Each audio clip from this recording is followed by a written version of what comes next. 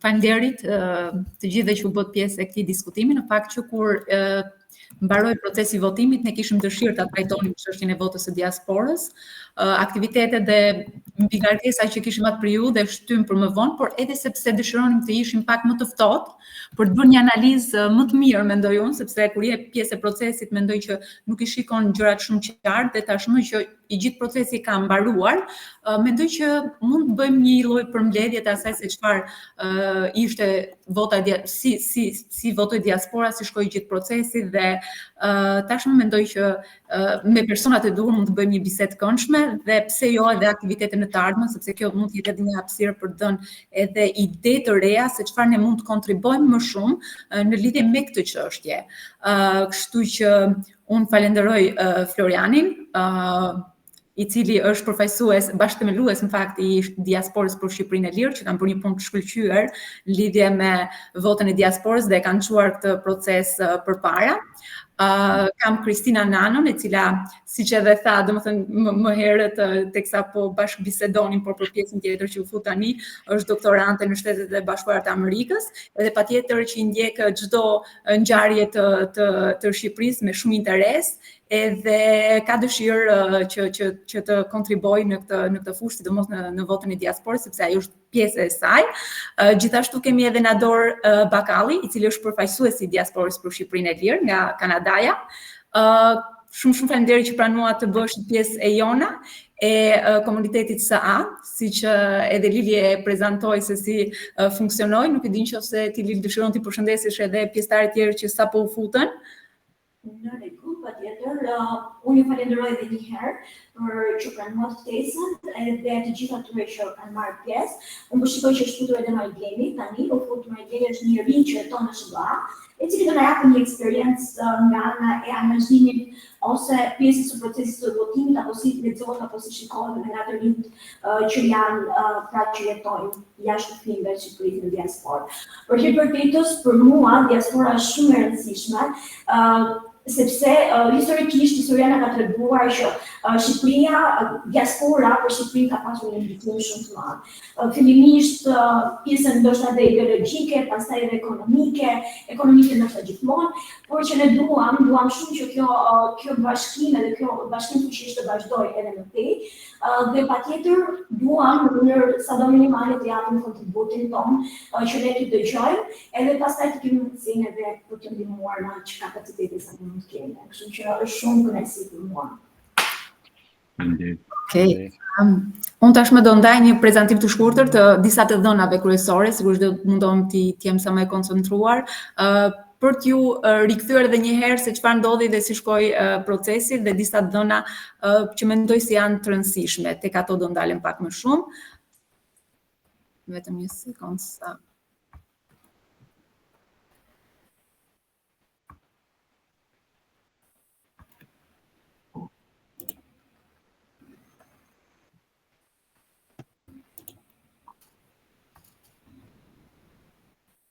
Unë jam munduar që t'jap arsyet sepse është rëndësishme në fakt që diaspora të votojë, domethënë diaspora jon ka një ndikim të madh ekonomik nëpërmjet remitancave, siç të gjithë ne e dimë. Në vitin 2023 ne kemi 930 milion euro. Kjo ka pasur një rritje në fakt në vitet e fundit me 11.3%, pra kjo tregon se sa e rëndësishme është për ne që diaspora të votojë. Megjithatë, diaspora është një shifër shumë e madhe dhe sipas Instatit 1.6 milion shqiptarë që jetojnë jashtë vendit, për shkak të emigrimeve masive në periudha të ndryshme kohore, sidomos në vitet 90, por edhe më vonë. Kjo ka sjellë edhe humbjen e potencialit, fenomeni brain drain, i cili tashmë është një problem aktual i Shqipërisë dhe një sfidë e madhe për ne për ta përballuar. Gjithashtu diaspora në fakt për te ikjes masive është mjaft e lidhur kulturalisht dhe ka një lloj patriotizmi mendoj shumë të madh dhe gjithmonë i mbajnë lidhjet e forta me Shqipërinë për shkak edhe se një pjesë e tyre ka pasur familje, por edhe për shkak se ndoshta nuk ka qenë gjithmonë dëshira e tyre për t'u larguar nga vendi, por rrethanat i kanë detyruar ata.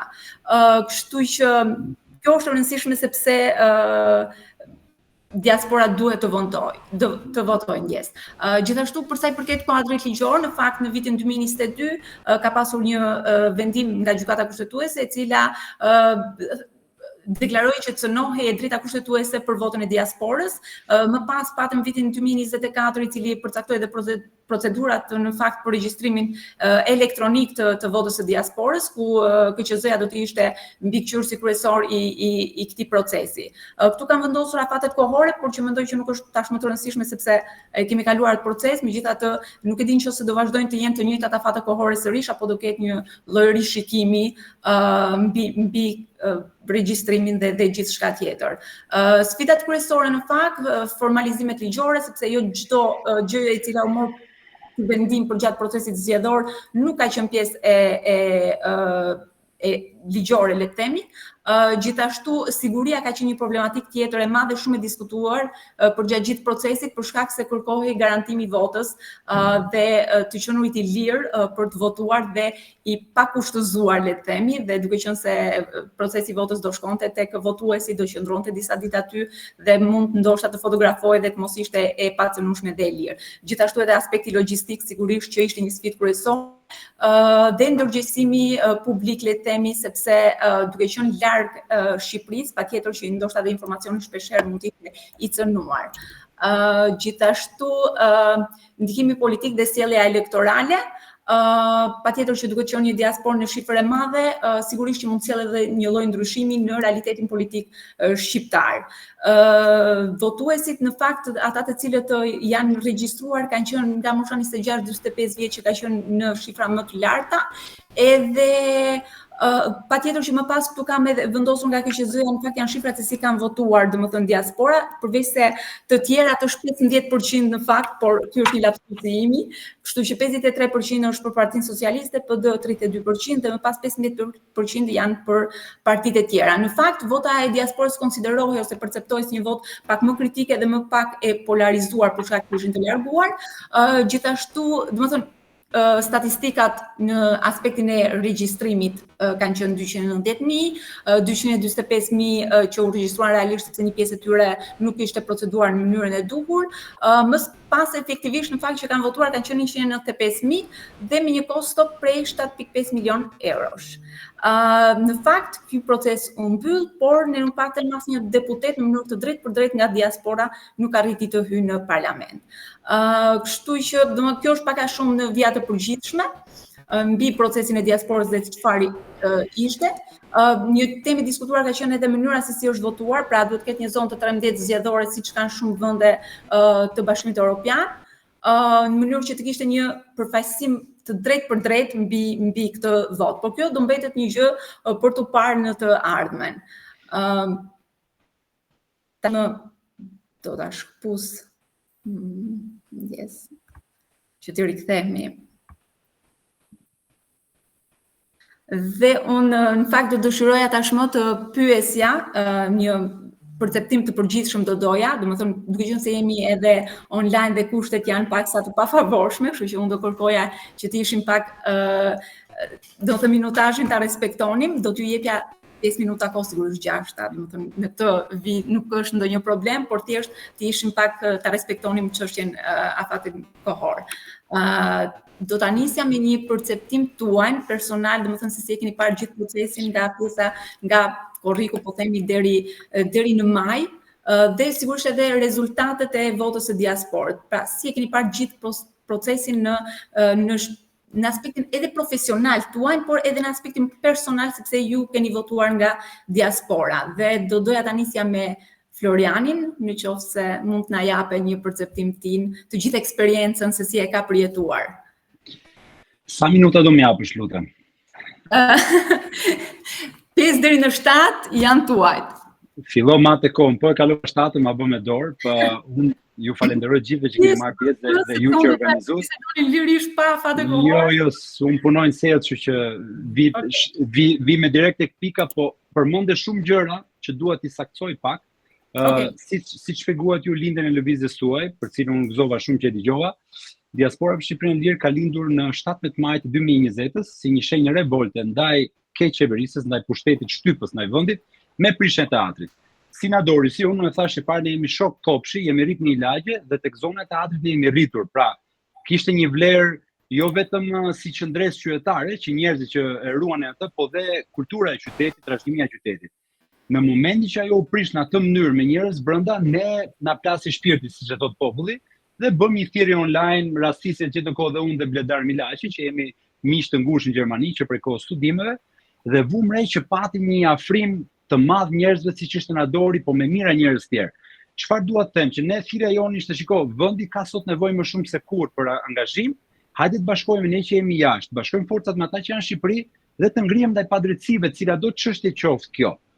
U ngritëm, pati me mira afrime dhe krijuam lëvizjen Diaspora për Shqipërinë Lirë, vum dhe Diaspora për Shqipërinë Lirë dhe demokratike, por pastaj hoqëm atë mas 2 ditësh demokratike sepse tha mos e lidhem me një parti, por qëllimi ishte që ne donim që për fillimit të jepim një kritik konstruktive, pra mos të ishim thjesht një zë që nxjerr mlef apo çfryn apo kjo gjë është keq, kjo gjë është keq, pra t'ia nxjim atyre që janë në Shqipëri duke thënë sa keq shkojnë gjërat, por nëse kritikojmë qeverinë apo opozitën për këtë do të ofrojmë dhe një zgjidhje.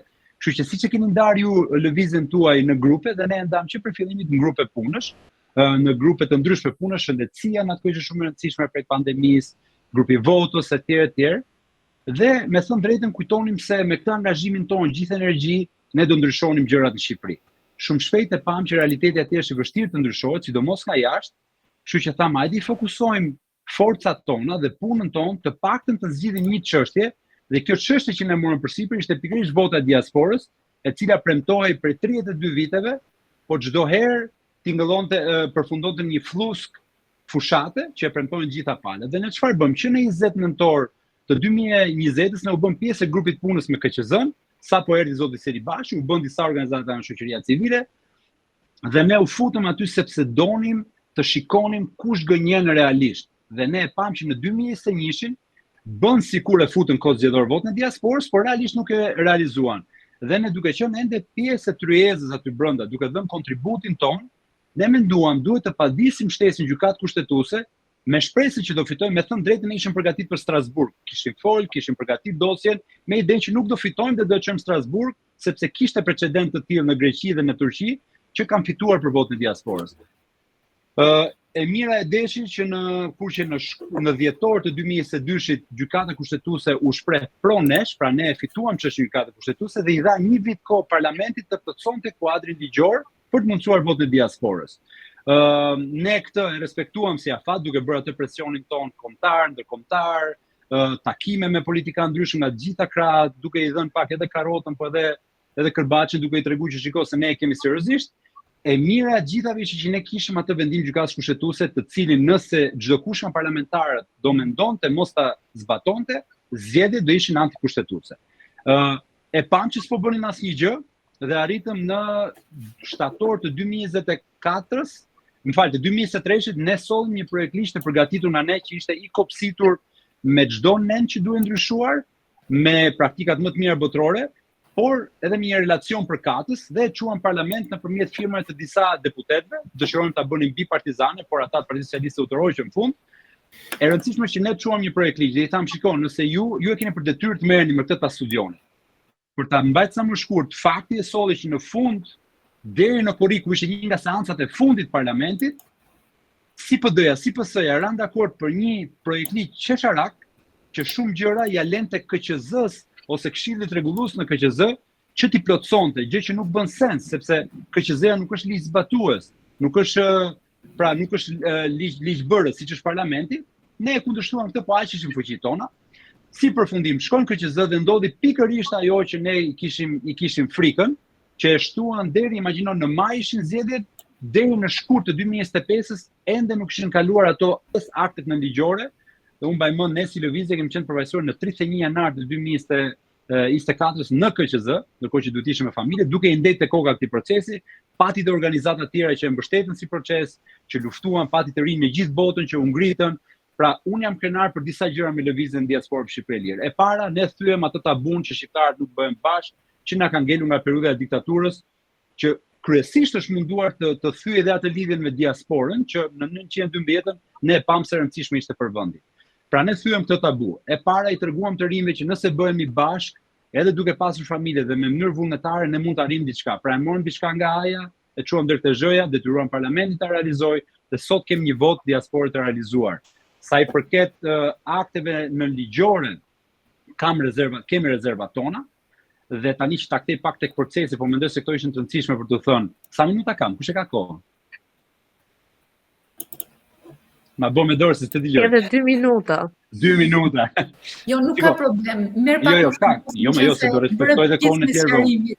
Po do ta bëja se është e rëndësishme, patjetër. Tani ka diçka. Ne shkresa jonë e fundit ndaj KQZ-s, po dhe deklaratat publike kanë qenë. Ju lutem, mos pranoni rezultatin e Greqisë dhe Italisë, ku ka pasur ndërhyrje kryesisht në Greqi, sepse tenderi i KQZ-s me DHL-n thot tekstualisht që nuk lejohet nën kontraktimi. Dhe në Greqi ka pasur nën kontraktim. Sot që flasim, KQZ-ja nuk po e pagon DHL-n, sepse i thot më ke thyer kontratën në Greqi. Po ndërkohë njeh rezultatin, pra nuk ka asnjë kuptim logjik që kjo të ndodhi. Fatkeqësisht në këtë shtet që ne jetojmë, që është kaq i dobët nga ana e ligjzbatimit, ai rezultati është njohur. Logjikisht, për të mos ndodhur këtë proces kaq të rëndësishëm dhe që ndodhte për herë të parë, KQZ-ja duhet thoshte po, i gjithë procesi shkoi mirë, njerëzit votuan si dëshiruan vetë, por në Greqi, nëse fjala bie ka pas raste që në protokolle, ti shef në vend të firmës shef nga një vi për 50 veta, që me logjik tregon që përveç nën kontraktim që s'lejoj, që ka shkuar dikush, ka marrë 50 zarfe e ka votuar si doj. Kto logjikisht nuk duhet të njiheshin. Unë kam shembullin tim në Zvicër me nusën time, erdhi kurrieri i DHL-s, pa kartë identitetit, firmosa, iku. As folën fare, më pyeti është nusja, i thash nuk është tu, erdhi ditë tjetër, pra shkoi për mrekullinë në shumë vende të botës, pikërisht aty ku ishte përqendrimi nga qeveria që ju e keni parë me takime se ju kishit përmendur këto shkrimet, po në fakt ato takime kanë shumë gjëra që nuk shkojnë, sepse është përdorur administrata publike dhe postë ministrore deri zëvendës kryeministër dhe vetë kryeministri duke shkuar atje, duke i trysnuar njerëzit që të votojnë për këtë, duke i bler që në korrik të 2024-s, qeveria ka vendosur nga një drejtor bashkish enkas për diasporën, pra që të merret komplet me shikim të zonës ku banon filani, çfarë nevojash ka, çfarë pensioni mund t'i bëjmë, dhe ne si bër 5 padi në SPAK me emër me mbiemër për funksionarët më të lartë të shtetit shqiptar, fatkeqësisht s'kemi asnjë përgjigje, sot vetëm njëra dim që është hapur si çështje, për këtë regjistrim publik sepse në aktet në ligjore nuk lejoi regjistrimi në publik. Çdo kush për të ruajtur atë fshehtësinë e votës duhet të ishte para kompjuterit, mundësisht edhe pa familjen të japi dhënat e tyre dhe ne i pam lirisht në ato takimet e PS-s, po edhe deri diku të PD-s në raste më të dobta, e mbylla, që njerëzit shkonin para një kompjuteri, si të ishin një agjenci turistike dhe i jepshin kartën identiteti, regjistrohej dikush. Pra ka pasur gjëra që nuk shkonin. Ndjes, vetëm një ndërhyrje, nuk e keni mbaruar kohën dhe patjetër unë do llogarisë edhe këtë pa problem, por ideja ne i kishim përmendur, pra ne nuk është se i bëra një analizë të asaj gjë, thjesht ai është fakt që qeveria shqiptare ka bërë disa takime, pastaj patjetër, pastaj e komentojmë së bashku gjithë gjën se ishte e drejtë apo nuk ishte e drejtë, domethënë vetëm këtë doja të sqaroja, kështu që patjetër. Jo, shikoj që qeveria shqiptare të bëj takime me diasporën është e drejta e kujdo, as nuk i futen fare. Por ka një transparencë që duhet bërë, ato salla, hotelesh, e njërën tjetër me çfarë parash pagonin, sepse ne e dim që në këtë botë nuk ka asnjë gjë falas. Pra nëse dikush dhe ka dalë rasti në Itali na dorë, në korrigjon se jam gabim, i një firme që bënte gjithmonë këto sponsored ads që të dilte emri, që ajo firma mori në Tiranë leje për 3 kulla. Tani ne budallë nuk kemi që të na marrin për hundë, të na srollasin, të paktën atë që kemi në dorë, pa ditë apo të ngrejmë zërin, ne do t'i bëjmë. Aq janë fuqitë tona, aq do bëjmë duke vënë edhe fytyrën tonë para këtyre përballje me këtë shtet kaq i kapur nga çdo anë në gjykimin tim. Kështu që unë me kaq po e mbyll, pra praktikisht është fitore historike. Këtë do ta them derisa vdes, se na usulën ne kur fitoi në shumicë PS-ja, ju e keni fajin, ju e tjerë, i thash pritet një sekond. Ne jemi krenar, do ndjem krenar gjithmonë që realizojmë të drejtë kushtetuese për shqiptarët në gjithë botën. Pastaj, a futi duar qeveria? A ishte e zota opozita ta mbronte siç duhej? A ke një KQZ që nuk i pagon parat se i thot s'ke pranuar se ke bërë mirë kontratën, po i pranon rezultatin? Këto janë gjëra që ne duhet i përmirësojmë në vendin tonë, por fuqia dhe arritja e diasporës për Shqipërinë Lirë bashkë me të gjithë të tjerë organizata të tjera që ndihmuan këtë proces është mbetet historike, sepse votën e diasporës nuk ka burr nëne në Shqipëri që e mendon ta heqë njëherë nga kushtetuta e Shqipërisë. Faleminderit. Shumë faleminderit, është shumë e drejtë në fakt e gjithë komentet e juaja. Sigurisht ne I kemi referuar pak në mënyrë të shkurtër thjesht për dhënë disa pika kryesore, sepse patjetër është shumë e gjatë dhe unë e thash që në fillim që juve keni bërë një punë të jashtëzakonshme dhe patjetër që është një fitore për diasporën. Megjithatë gjatë rrugës do përpiqemi që të përmirësohet I gjithë procesi. Tashmë do doja që Kristina të na fliste pak në lidhje me eksperiencën e saj në aspektin profesional dhe personal sigurisht se si e ka parë gjithë procesin duke qenë edhe jashtë edhe si ka votuar, pra si është dukur, domethënë I gjithë procesi dhe nëse ka votuar sepse ndonjëherë pat shumë të afërm tanë të cilët nuk arritën as të votojnë për fatin e keq, për shkak të sistemit të kohës, të afateve etj etj. Po, patjetër me kënaqësi. Unë në fakt kam një mendim pak më ndryshe dhe dua ta filloj duke nisur duke thënë që ka teori, debate, teza dhe opinione të ndryshme që e mbështesin votën e diasporës, por gjithashtu ka dhe nga ato që nuk I japin ndonjë vlerë të veçantë. Ajo që unë mendoj është që vota e diasporës e ka rëndësinë e saj, duke qenë se ne po flasim për demokracinë dhe po flasim gjithashtu për përfaqësimin apo jo. Dhe vota e diasporës në shanset dhe mundësitë e përfaqësimit sjell një element të ri në fakt. Dhe po ta shohim nga faktet e ndryshme empirike, kemi një opozitë që e quajti procesin tërësisht të manipuluar, por gjithashtu kemi dhe qeverisjen që e quajti të suksesshëm këtë proces apo jo. Për mua në argumentin që unë do t'i jap, në fakt kjo nuk është se ka ndonjë rëndësi, sepse unë e shoh më tepër si kërkuese shkencore, dhe për mua jo se nuk ka po themi vlerë në përfaqësimin dhe moscënimin e votës apo në lirinë dhe ndërshmërinë e saj, po thjesht për hir të argumentit. Vota e diasporës në Shqipëri ndodhi për herë të parë dhe është e natyrshme që procesi të ketë manipulime, të ketë defekte, të ketë devijime të ndryshme, por nga ana tjetër për të qenë realist, Shqipëria është I vetmi vend që është ish komunist, që prej rrezimit të diktaturës nuk është se ka patur po themi mundësinë që të konstituojë një proces zgjedhjesh që të jenë të lira, të natyrshme, të barabarta dhe të jenë pranuara nga të gjitha palët në mënyrë natyrale. Por që të flasim domethënë për manipulime, devijimet apo mos funksionim të votës së diasporës është si të themi që kremi edhe qershia nuk ishin cilësore, ndërkohë që vetë torta mungon apo jo. Unë kështu e shoh pak a shumë dhe nëse do vim tek pyetja, vlen apo jo vota e diasporës? Unë mendoj se nuk është se kemi një model në vetvete, po ta shohim edhe nga modelet e ndryshme ndërkombëtare, nuk kemi ndonjë model ku është aplikuar vota e diasporës apo ku është një normalitet elektoral dhe që mund të themi që ka qenë e rëndësishme apo ka qenë game changer për atë vend të caktuar. Dhe po ta shohim, po të marrim thjesht rastin e Shqipërisë për shembull. Çfarë ndodhi realisht me votën e diasporës? Siç ju e treguat në slajdet tuaja, ne patëm një regjistrim për afërsisht 245.000 prej të cilëve 195.000 më duket se ishte shifra votuar. Apo jo, pra që I bie që është më pak se 15% tyre që u regjistruan me të drejtë vote sipas listës të përgjithshme të votuesve apo jo. Dhe po ta shohim, do ta marrim nga 90% e atyre që votuan pothuajse me të njëjtin trend që votuan në Shqipëri apo jo. Gati në mënyrë precize është votuar si në Shqipëri ashtu dhe në diasporë. Pra, afërsisht 90% e qytetarëve që votuan në diasporë kanë votuar PS-n dhe PD-n dhe 10% prej tyre kanë votuar partitë e tjera. Pra, nuk është se ky proces në vetvete ishte game changing për Shqipërinë, po themi. Nëse rezultati do të ishte nga e kundërta, pra nëse do të kishte një votë masive që do të ishte për opozitën ose një votë që do të ishte masivisht për partitë e reja, atëherë mund të thoshim që po, diaspora ndikoi shumë dhe kishte një proces game changing. Pra jemi tek një realitet që kemi 15% interes nga diaspora për Shqipërinë, domethënë nga ata që kanë të drejtën e votës, po themi. Por nëse do të afati kohor, ndjes që po ju ndërpres. Mos ndoshta dhe afati kohor që ishte në dispozicion që ishte shumë shpejt dhe një pjesë e tyre nuk arriti dot që un kam shumë të afërt të cilët realisht për shkak të afateve kohore të ngjeshur se mos harrojmë njerëzit e janë në punë dhe nuk dëgjojnë lajme gjithë ditës, domethënë janë të angazhuar. Dhe ndoshta edhe kjo pati një lloj efekti ose ndoshta edhe sistemi në vetvete që u ngrit në një periudhë kohore shumë të shkurtër pat edhe ai efektet e tij negative, le të themi. Po, patjetër që sistemi në vetvete gjithçka me vërtet nuk pati diçka, domethënë që ndryshoi direkt në këto momente, por në të ardhmen e shikoni që mund të ketë një lloj ndryshimi më thelbësor dhe ajo çfarë presin shqiptarët ndoshta? Kjo çon pikërisht tek ajo thelbi që un kam, pra tek teza që un kam dhe tek ideja. Falenderoj shumë për pyetjen.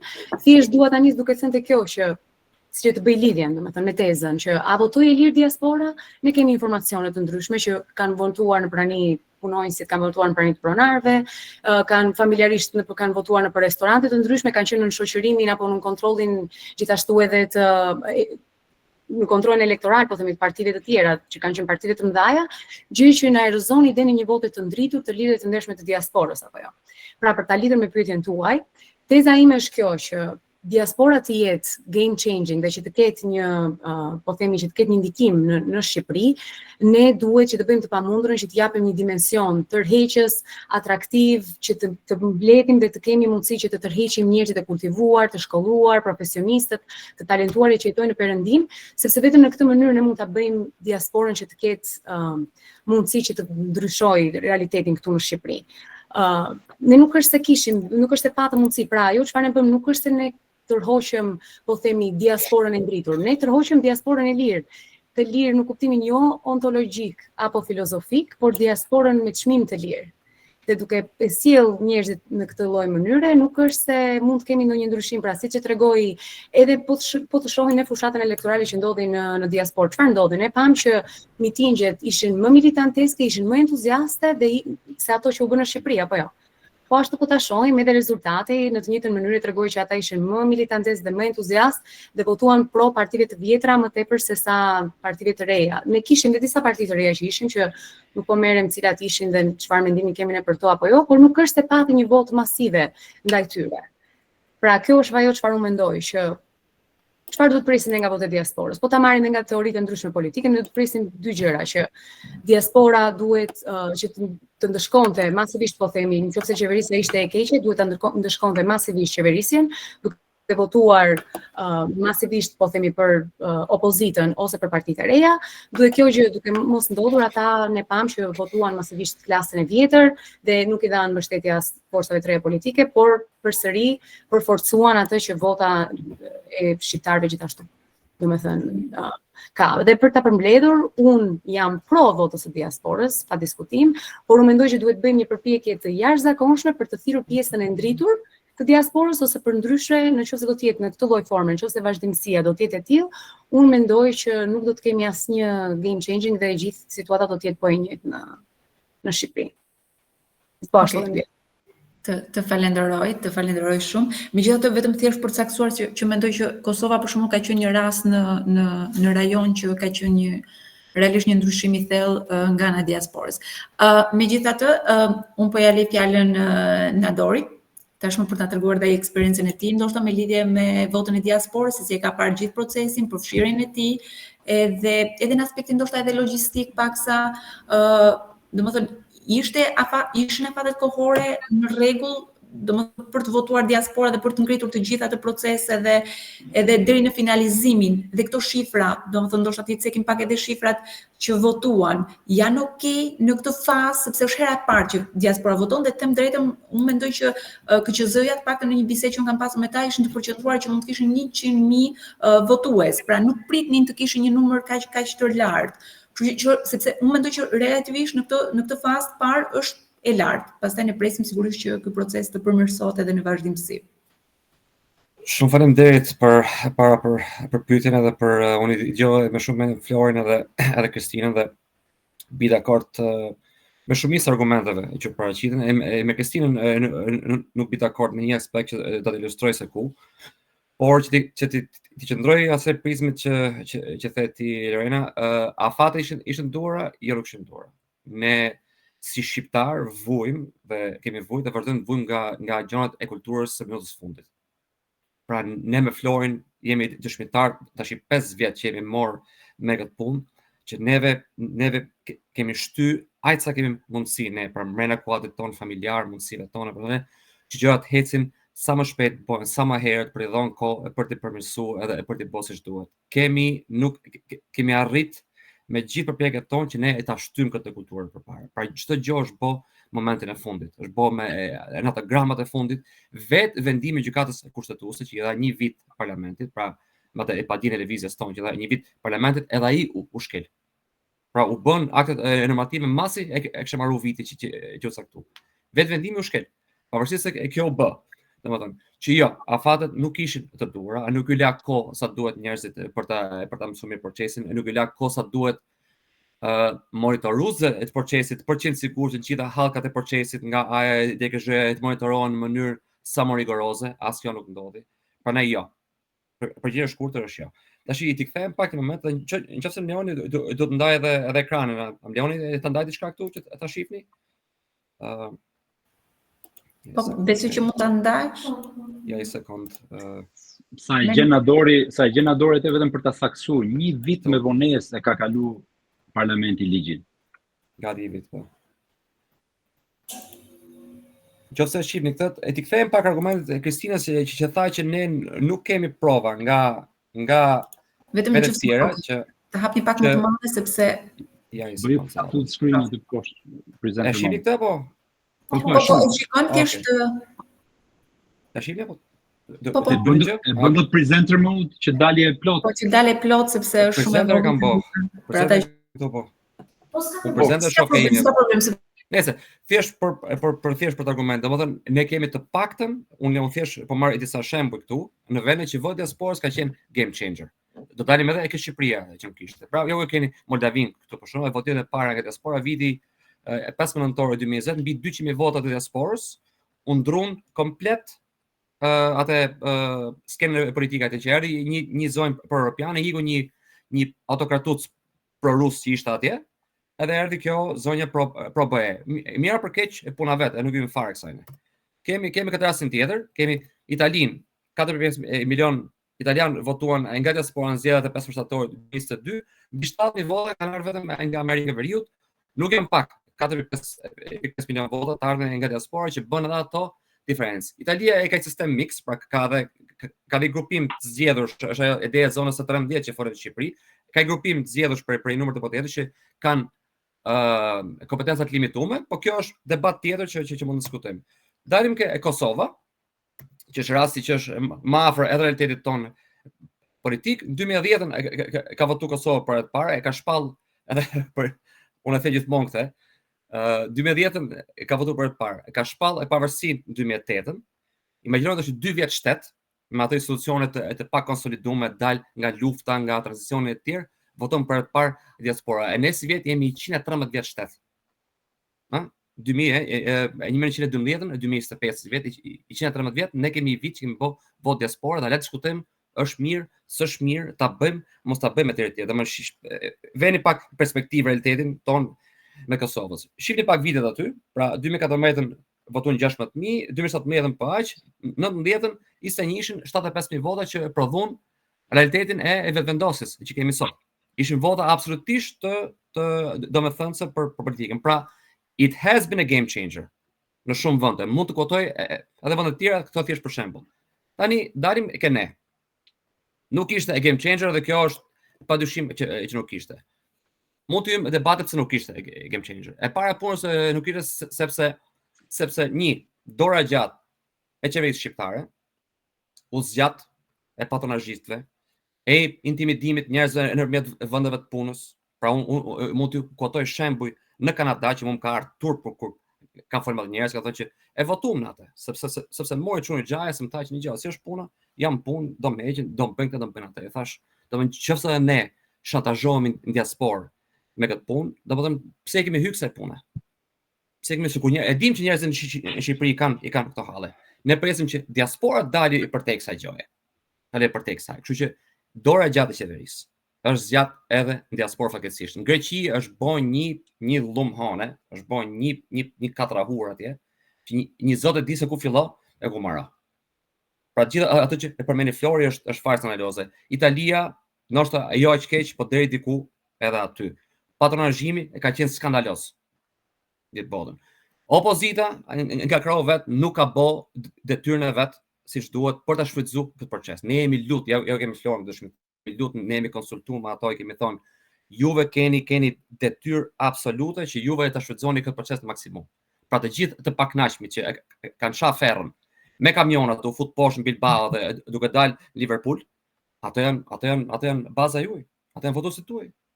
Shkoni gjeni, ofrojeni, pra përmirësoni ofertën politike, përshtatni ofertën politike rreth këtyre njerëzve. Nuk ka ndodhur as kjo. Pra, vota e diasporës është kondicionu nga një realitet shqiptar, i cili përfshin të gjitha këto gjëra, duke përfshin nga një qeveri totalisht harbuthe, e korruptuar të gjithë tjerë të këqija, një opozitë të pamjaftueshme, të përçar, të dobët, dhe vjen emrin çfarë të doni, edhe nga i kod zgjedhor që është për te qenë skandaloz. Pra kodi zgjedhor sot ne gjithë e dimë është një nga ato metastazat më të këqija të kancerit tranzicionit të këtyre 30 viteve është kodi jonë zgjedhor. Pra ju e dini shumë mirë. Që nga pragji zgjedhor deri te financimi partive, deri tek ajo bipolariteti i imponuar që kodi zgjedhor imponon në Shqipëri, pra dy partitë janë favorizuar, ato që janë të mëdhtë, veçit janë gjithmonë në hall të madh.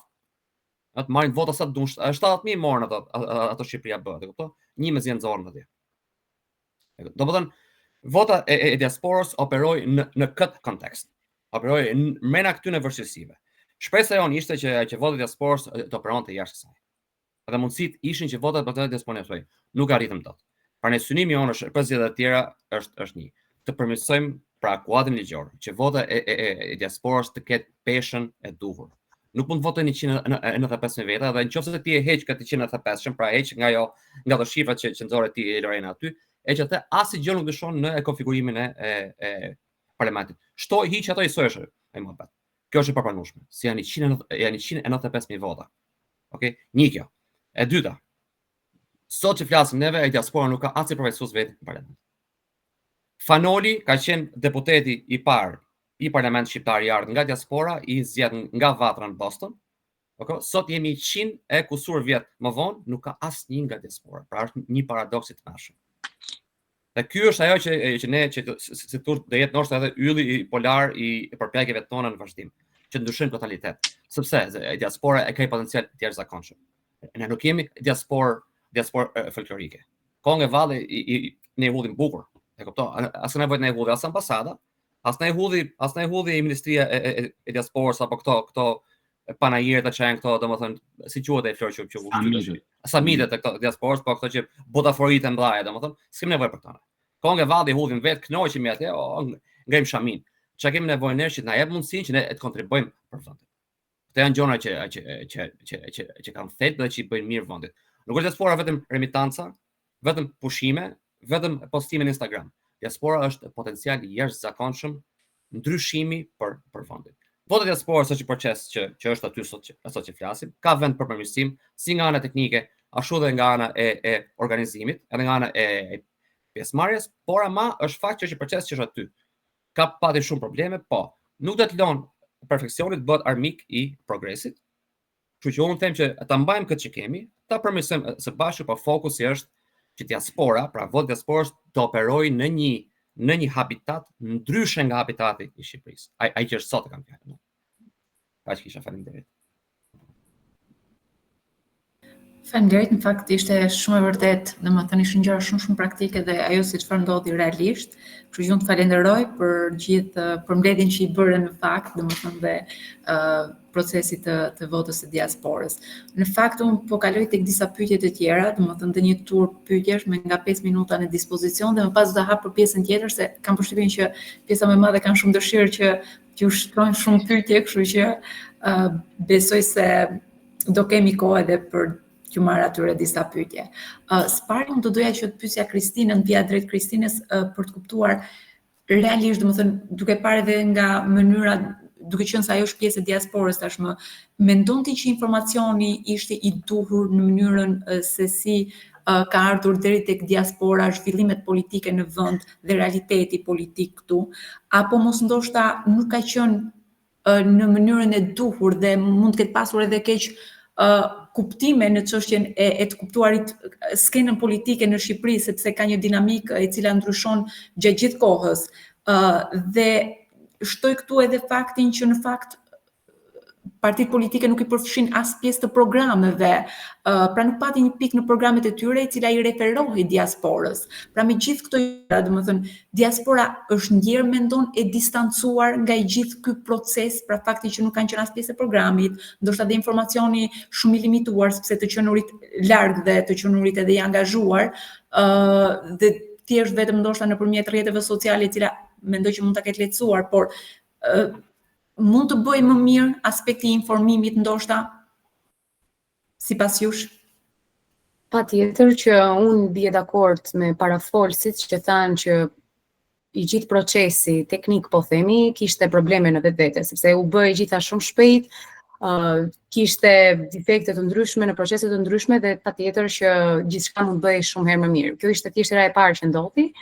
Por ajo që unë mund të them, unë thjesht si aktiviste politike dhe me forcën politike me të cilën unë bëj pjesë, ne u përpoqëm dhe ne u përpoqëm që të bënim një peticion për votën e diasporës, por ajo nuk fitoi, nuk është se fitoi shumë zë, po themi dhe jehon, dhe nuk është se ne ja dolëm ban që ta bënim këtë gjë, por mund të ketë edhe forca të tjera politike që kanë qenë duke tentuar ta bëjnë këtë gjë, por ajo çfarë unë mendoj është që diaspora, po ta shohim në vetvete, unë mendoj që gjithsesi prej tyre e ka një digital në shtëpi dhe janë të informuar për gjithçka që ndodh. Por ajo çfarë unë shoh problemin më tepër tek pjesa teknike, mënyra se si u regjistruan njerëzit, si ndodhi gjithçka nëpërmjet portalit.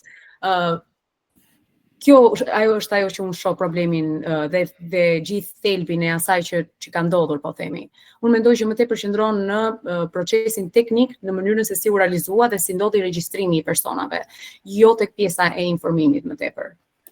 Ajo çfarë duhet punohet më shumë për në të ardhmen, mendoj që duhet jetë pjesa teknike dhe mënyra dhe forma se si njerëzit do të regjistrohen. Unë personalisht nuk arrita dot të regjistrohesha dhe nuk munda të merrja dot pjesë në këto zgjedhje, edhe pse isha larg, ishte e pamundur dhe nuk ndodhi. Pra pjesa logjistike mendojnë që ka qenë një pikë e dobët e gjithë këtij procesi. Dhe mendoni që kjo pikë, domethënë, është se unë mendoj që pjesa teknike dhe logjistike mendoj që mund të përmirësohen, sepse ne, domethënë, 4 vite në dispozicion kemi dhe patjetër që është një kohë e mjaftueshme për ta kapërcyer këtë problematikë. Patjetër. Si e mendoni? Shikoni, ka një shpresë, domethënë në sytë tuaj, domethënë për ta përmirësuar këtë pikë të dobët dhe këtë mangësi, le të themi, përgjatë këtij procesi. Pra përsërit tek e njëjta pikë që them që nëse do të vazhdojmë në të njëjtën formë dhe regjistrimi do të bëhet në të njëjtën formë, ne nuk do të arrijmë tek diaspora e ndritur, pra do të arrijmë vetëm tek ajo diasporë e cila është me çmim të lirë dhe që mbështet qeverisjen dhe gjërat nuk do të ndryshojnë. Pra duhet të kalojmë përtej kësaj dhe gjitha këto do ndodhen në pjesën e procesit. Nëse procesi do të bëhet i njëjtë, atëherë nuk do të kemi asnjë ndryshim. Por nëse ne do të arrijmë që të bëjmë tërheqëse, sepse ajo diasporë që jeton jashtë dhe që është e talentuar, e kultivuar, po themi dhe e arritur, nuk është se ndihet atraktive dhe thotë që po më duhet mua se çfarë po ndodh në Shqipëri. Më kupton dhe ideja është që nëse ne nuk do arrijmë të tërheqim ata, asnjë gjë nuk ka për të ndryshuar. Kjo është ajo çfarë unë mendoj. Falenderoj. Të falenderoj shumë. Një pyetje për Florianin. Domethënë, pritshmëritë në realitetin shqiptar, në fakt perceptimin. Po. Mund të them diçka para pyetjes, lutem? Patjetër. Kristina, mos ma merr për keq, po me që kemi dhe njerëz që na dëgjojnë, unë personalisht nuk e pëlqej fare këtë konceptin diaspora e ndritur, diaspora pak më e lirë, është mendimi jot, por nëse njerëzit motivohen siç duhet me figura që vijnë nga ata, nga cila do shtresë. Shqipëria kjo është, qoftë në Shqipëri, qoftë jashtë. Disa figura do ja dalin të jenë motivues, pjesa tjetër do t'i ndjeki, qofshin këta çfarë do lloj profesioni apo çfarë do lloj shtrese. Fakti që qeveria ka ndërhyrë nuk i bën ata njerëz më të lirë për t'u blerë. Nuk mendoj se ashtu. I bën presionin, ne duhet luftojmë shkakun. Dhe shkaku është, vetëm ta mbërë, është autokracia, është diktatura që po ndodh në Shqipëri. Ne kemi antar të lëvizjes dhe nuk e di nëse jemi puqur në janë diasporë, po diaspora për Shqipërinë lirë është njohur thuajse prej 6 vitesh që ka profesionistë të mirë integruar në shtete të ndryshme. Dhe edhe tek ne arritën dhe na thonin këtë që thamë Adori, çuni xhajes, çuni hallës, dhe ne përgatitëm ca dokumenta atëherë, edhe për ju të tjerët përgatitëm që i thamë, more, kodi penal, ne 328A, po e thyni dhe ju që filmoni votën, po dhe ata të tjerët të cilët angazhojnë apo bëjnë presion, dhe ne vim prapë tek ajo familjare, po shiko se nuk do e spionoj unë çun e hallës, nuk do e spionoj çun e dajes. Ne themi mos i spiononi, po të paktën bëjni me dije që po thyeni ligjin me këtë që kërkoni, pra ne duhet thym një tabu, duhet i dalim përballë keq qeverisjes dhe presionit që e bëjnë qytetarëve nëse duam që ta ndryshojmë në realitetin. Nëse s'do e bëjmë këtë, s'do kemi guximin, është vështirë ta arrijmë ndonjëherë sepse me shkop magjik nuk arrihet asgjë. Më fal, thjesht doja ta thoya këtë sepse e thash në fillim kur dëgjoj perceptime për diasporën më e lartë apo kur dëgjon shtresa të ndryshme, ndryshime në Shqipërinë apo gjëra të tilla, e ndihet nevojshëm ta them. Të falenderoj patjetër gjithë secili ka mendim. Një të vogël do doja që ta bëja, domethënë, ajo që mendoj unë është se njerëzit që jetojnë në diasporë kanë shkuar dhe e kanë ndërtuar jetën e tyre atje që prej po themi 20-30 vitesh dhe një njeri që jeton në Perëndim, që jeton i lirë, unë nuk mendoj se duhet të ketë atë merakun, po themi që o po bë vendi i punës, se po themi okay, e zëm se vendin e punës e humbën dhe çfarë ndodhi pas kësaj. Mund të jesh një vend të punë, pra unë këtë gjë nuk jam dakord me pjesën e po themi që e kanë presionin apo një njeri që jeton në Perëndim e ka të pamundur që ta ketë presionin sepse ata e kanë ndërtuar jetën e tyre këtu, janë njerëz të lirë, kanë bizneset, kanë punët dhe gjithçka të tyre, nuk është se kanë mënyrë Je dakord është realitet. Nuk është se po diskutoj, është realitet. Unë prandaj them ne duhet ta thymë, ne që mendojmë pak më ndryshe, ta thëmë realitet. Jam plotësisht dakord, patjetër. Po Lorena, më fal se ta ndërprej pyetjen. Jo, pa problem, mos u shqetësoni. Thjesht është mirë që të sqaroni dhe patjetër që njerëzit kanë mendime të ndryshme dhe prandaj jemi këtu dhe sa mirë që kemi mendime të ndryshme, më thënë dhe kjo është shumë e rëndësishme, duke qenë një vend ish komunist, kështu që e kemi vuajtur këtë gjë. Unë në fakt pyetja lidheshte pak edhe me të gjitha ato që tha edhe Nadori, në fakt që sot diaspora nuk është e përfaqësuar, domethënë flasim në aspektin e shifrave dhe në parlamentin shqiptar, sepse pastaj patjetër që mund të ketë mund ta djej veten të përfaqësuar në aspektin e votës që tashmë e ka. Pra, si mund të kapërcehet ky lloj mekanizmi i cili e lë jashtë diasporën në aspektin e përfaqësimit? Sepse thash edhe në pjesën e programit nuk pat asnjë lloj pike e cila lidheshte drejt për drejt me pjesën e diasporës. Por edhe si përfaqësim, edhe te kandidatët. Pra nuk ishte kandidat, ishte një shifër shumë e vogël, shumë e limituar, të cilët ishin pjesë e diasporës, por ishin në lista të hapura dhe patjetër sistemi e bën shumë të vështirë që lista e hapur të ishte pjesë e parlamentit. Si mund ta kapërcejmë ne këtë problematik? Sepse siç duket dy partitë kryesore politike ju pëlqen ky lloj sistemi, të cilët e kanë ndërtuar dhe po e mbrojnë, mendoj deri diku sepse përderisa vazhdojmë të jetojmë në këtë realitet. Kështu që si mund ta kapërcejmë këtë sipas jush dhe çfarë hapash po ndiqni juve edhe si diasporë e lirë në lidhje me këtë çështje? Faleminderit shumë. Ne kemi ca prioritete strategjike që janë vënë nga Asambleja e Përgjithshme Anëtare që që në vitin 20 kur u krijuam, dhe i dyti në pjesën e prioriteteve pas realizimit votës diasporës është përfaqësimi i diasporës.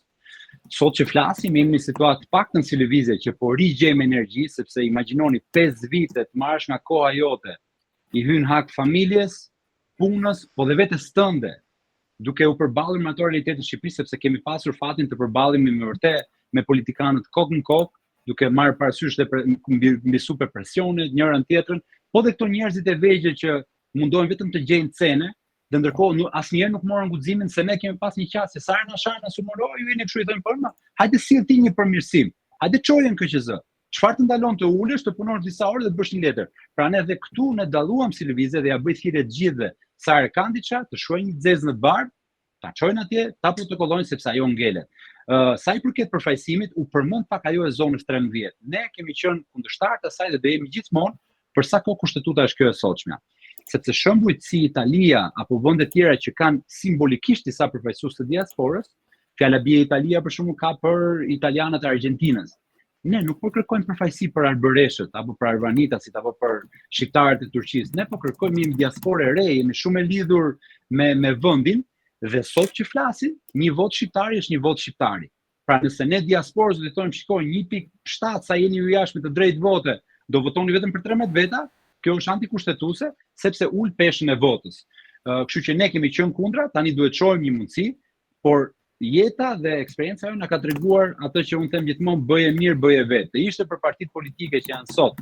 As kishte për ta bërë as Berisha, as Rama, as njëri s'kishte për ta bërë, dhe ne ja nxorëm përhundër, se po flas pak popullore, se jemi dhe orar, jemi dhe me tri këtu, janë nxorën me zor atë që na na atakonte. Dhe po të njëjtën gjë do bëjmë përfaqësimin. Po pritën nga ata që të vëjmë përfaqësues, është turpi jon, e pam dhe këtë herë që nuk ishte asnjë përfaqësues nga diaspora, se ka dhe diçka. Nuk mund të marrësh një person që jeton jashtë, ndërkohë që në Kanada kemi 100.000 shqiptar dhe është me vërtet janë njerëz të mirë integruar, nuk mund të marrësh një person që thjesht jeton atje dhe thosha sollon këtë nga diaspora. Morë komunitetet shqiptare në Greqi, në Itali, në Gjermani, në Amerikë, në Kanada kanë nevojë për përfaqësues që njeh komuniteti dhe ja din nevojat, ja din dhe kërkesat, po ja din dhe dëshirat, sepse diaspora ka të gjitha këto bashkë. Kështu që unë besoj se ky është një nga prioritetet tona, e thash edhe një herë duhet të gjejmë forcë, sepse gjithçka shkon tek kostot e kohës, të bëjmë të përballje për të sjellë njerëzit tanë, njerëzit nga diaspora, më kushdo që të jenë, se duhet të jenë tanët. Kështu që kështu mendoj unë që duhet ta vazhdojmë këtë betejë fuqishëm.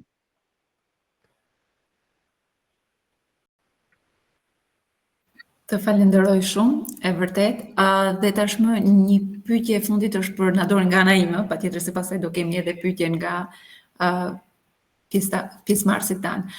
Nador, ju e cekë domethënë që ishte domethënë deri diku e politizuar aspekti i votës së diasporës për shkak se kemi një parti politike e cila është në pushtet, ka më shumë të ardhura dhe i përdor këto të ardhura për të fituar edhe më shumë vota, po themi. Dhe patjetër kishte më të lehtë të lëvizte edhe në diasporë dhe të kishte edhe patjetër që parat, domethënë ndoshta blen ndriçimin më të madh në thonjza, kështu që ata kishin mundësi të shkonin në diasporë, të ishin më prezent dhe ndoshta edhe kjo mund të ketë luajtur një rol në aspektin e votimit. Mendoni ju që për aq kohë sa diaspora nuk ishte përfaqësuar qoftë në lista, qoftë në programe, dhe deri diku edhe politika ishte një lloj forme përdorimi, po themi, të atyre të cilët ishin pushtet. Mendoni që diaspora duhet të revoltohej dhe ndoshta të mos votonte fare, apo domethënë ajo ka parë një mundësi për të përfituar nga ky proces dhe pse jo për të parë rezultatet më pas edhe në të ardhmen? Shiko, kjo është çik e vështirë e me përcaktuar. Po këtu ka ide që duket që është çik e vërtetë edhe ndriçon i çik më shumë se sa të tjerat them unë. Më prapë është perceptim kë. Jemi prapë rraftë e perceptimit. Them duket sikur diaspora ka votuar mbi vija ideologjike. Pra nuk ka dalë jashtë perceptimit që ose mënyrës se si votohet në Shqipëri. Unë për shembull më them drejtën, edhe i referohem disa herë, e kam pa këto çunat e gocët kësaj Shqipëria bëhet, këto mushin salla atje në Gjermani, mush salla kënej nëpër Amerikë, këto nuk u përkthyen vota nga diaspora. Pra gjithë ato njerëz ose e kanë shkuar aty për tifozlik, ose kanë shkuar aty për kuriozitet, ose kanë shkuar kot sa arit më edhemi ja gjashtë çunat ikim të shohim këtë çfarë thotë ky. Pra nuk u përkthyen rezultat. Ndërkohë që u votu për partitë klasike si shtatë Kristina. Unë besoj që diaspora realisht nuk pati asnjë alternativë që t'i fliste e diasporës. Unë jam shoku kur e kam pa disa takime diasporës, ku akoma ti vjen në New York dhe flet për ujë dhe për drita.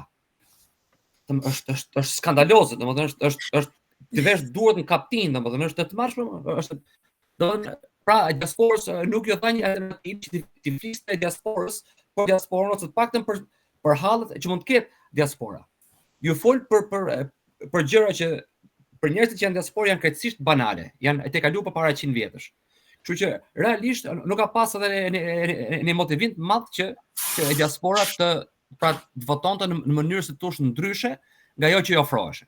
Votuan ato që kishin nostalgjikët, vija ideologjike, një pjesë u nënshtruan u shantazhuan, një pjesë tjetër arritën të çanin edhe votonin sipas bindjeve të tyre, pra nuk operoi diaspora, pra i kthejmë asaj tjetër, i kthejmë asaj që diaspora nuk operoi në habitatin që i përkiste e të operonte. Dhe ky është shtepi gjithë problemit.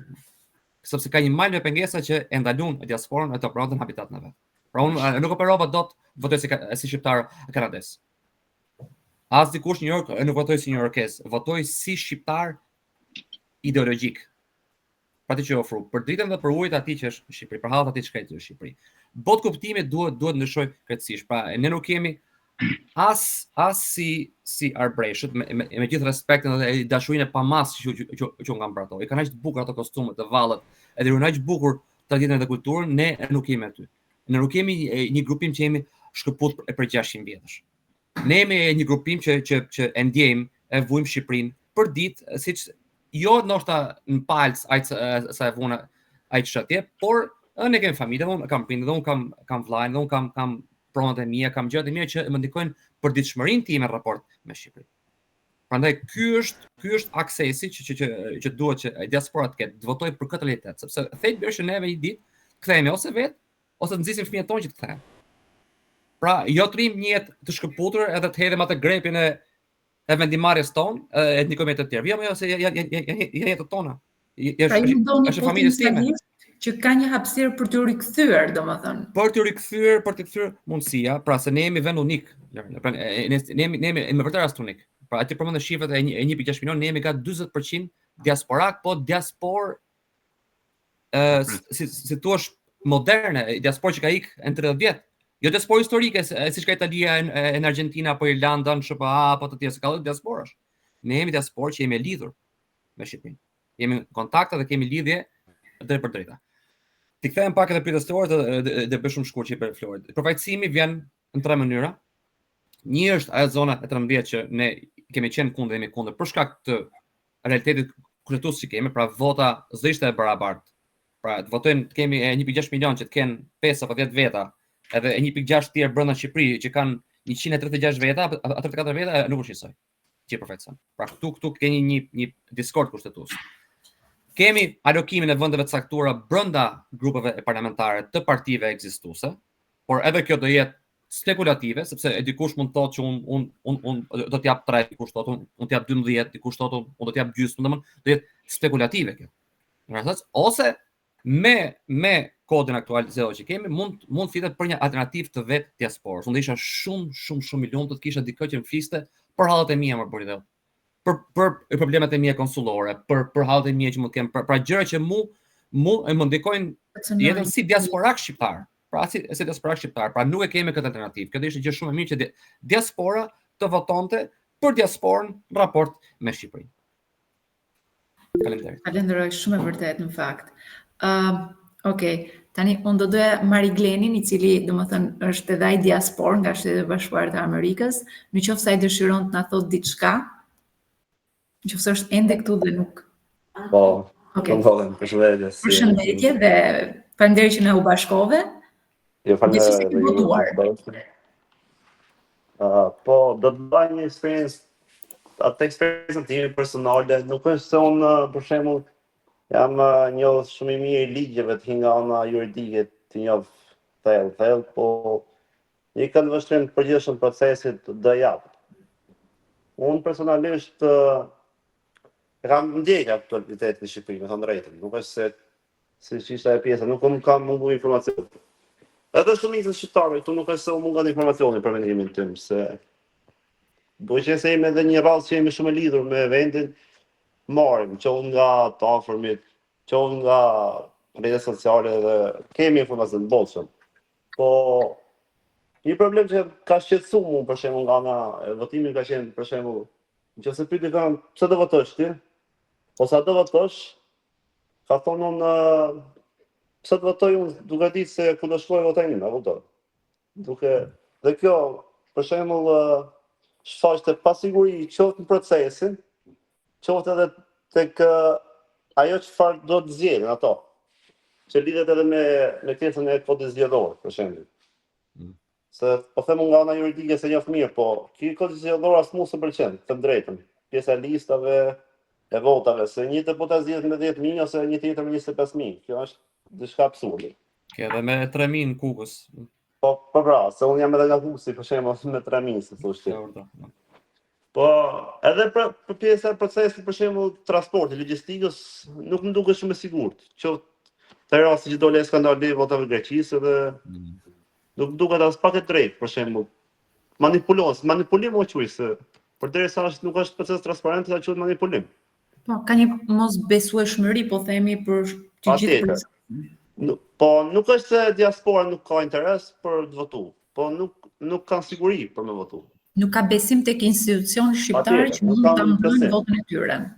Edhe për sa i përket rëndësisë, për mendimin tim është shumë e rëndësishme, se përderisa jeton gjithë popullsisë shqiptare jeton jashtë, ai bie që të tepër rëndësishme. Në qoftë se nuk ke diçka tjetër për thënë, falenderoj shumë. Po. Edhe tashmë do të hap pyetjet për pjesën tjetër që janë ngritur duart. Ka një koment, të shkruaj një koment. Kështu që. Okej, një koment nga Albana, nuk e di nëse Albana dëshiron që okej.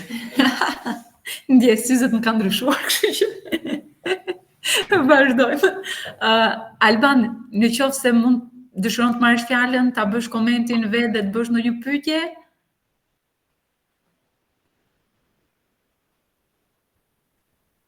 Kam përshtypjen që Nuk flet dot. Okej, nuk flet dot. Okej.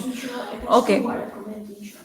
Pa problem, domethënë Albani thotë që unë besoj se pjesa teknike ishte shumë në rregull për regjistrimin, besoj një nga gjërat e mira që u realizuan në kohë dhe patjetër bie dakord me Florin thotë, kështu që unë falenderoj, besoj mesazhi është aty dhe besoj gjithë secili mund të shikojë që Albani flet edhe me kompetencë teknike sepse është i fushës, edhe falenderoj. Okej, dakord, faleminderit Alban. Do kalojmë te pjesa e pyetjeve, Jarta ka ngritur dorën, kështu që unë po jap fjalën.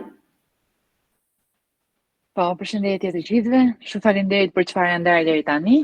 Unë ndoshta nuk kam qenë full 100% për shkak se kam edhe një bebe që nuk ma la të qetë, shumë faleminderit, nuk ma la mundësinë që ta dëgjoja gjatë gjithë kohës, por gjithsesi për aq sa dëgjova, kuptova shumë mirë një perspektivë tjetër që unë si shqiptare që jetoj në Shqipëri nuk e kam patur deri tani, nuk kisha mundësinë që ta kisha. Një pyetje që kisha unë, nuk e di në qoftë se kjo është bërë, por shpresoj që jo. Për aq sa dëgjova, lidhet me të rinjt me që unë jam në organizatë dhe përgjithsisht fusha e organizatës që ku ne punojmë, target grupi janë kryesisht të rinjt. Ideja është që si mund të angazhohen më shumë të rinjt e diasporës që në procesin zgjedhor në Shqipëri. Okej, këtu mund tu të paktën me çfarë folët dhe me çfarë u përmend që është kjo ideja që nuk janë aq, është niveli besueshmërisë që ata kanë që gjërat mund të ndryshojnë, duke qenë se një nga arsyet sepse kanë lënë vendin ka qenë pikërisht edhe kjo. Unë e kuptoj këtë, po çfarë mendoni ju se si mund të jenë mënyrat më të mira që mund të angazhohen të rinj në këtë proces?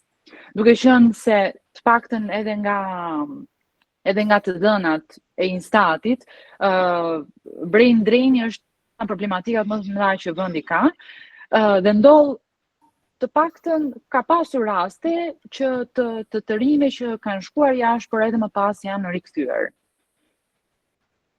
Faleminderit. Pas kësaj kam edhe një pyetje tjetër, por gjithsesi nuk dua ta humb vlerën e kësaj pyetje. Specifikisht për dikë pyetja apo për të tre mund të përgjigjet Kushdo që mendon se mund përgjigjet më mirë. Po, ose secili mund të ketë perspektiva të ndryshme, kështu që Okej, Rrofsh, shumë faleminderit për pyetjen. Edhe që na ngjove edhe bebin që Rrofsh e dashur. Unë marr fjalën me kënaqësi, se më kujtove dhe bebin, kam gocën 6 muajshe. Edhe më fali që më hapet goja si me 3 fëmijë sot që jam në hotel me udhtim punë. Kontribut për shqiptarë. Unë të kuptoj. Po ndërroj për gjumin. Shiko, do përgjigjem pyetjes tënde duke përgjigjer pak atij djalit që foli që parë. Lëvizja, unë e thash fillim pikërisht për këtë unë jam shumë krenar, sepse të rinjtë të reja, unë e fuz veten ke 1 vjetrit te lëvizja, janë angazhuar për të bërë diçka kundër. Ne na ka ngel nga diktatura mentaliteti që me shtetin, me ujë, me zjarr me shtetin nuk luhet. Jo që luhet, po ti luajmë fen shtetit, se është aty për të na shërbyer, mbahet nga taksat tona.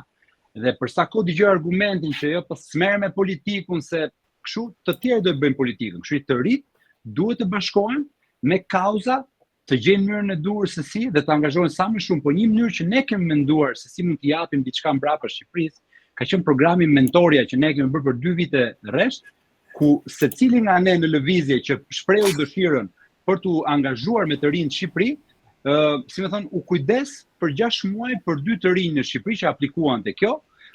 Këto ishin student, ishin profesionistë nga jashtë, ndanin eksperiencën e tyre ka pasur rastur që një vajzë nga ne shoqëroi doktoraturën në një vajzë në Shqipëri, gjëra të tilla. Pra ne duhet jemi kreativ të gjejmë mënyra se si ta lidhim rinin shqiptare jashtë me rinin shqiptare brenda.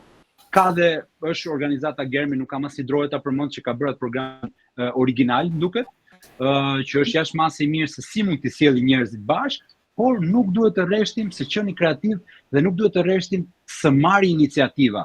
Kur filluam në fillim na thonë çaj urrëmenia ju, s'keni për ta marrë kur vot në diasporës, e pengesa pafund dhe nga njerëzit më të afërt.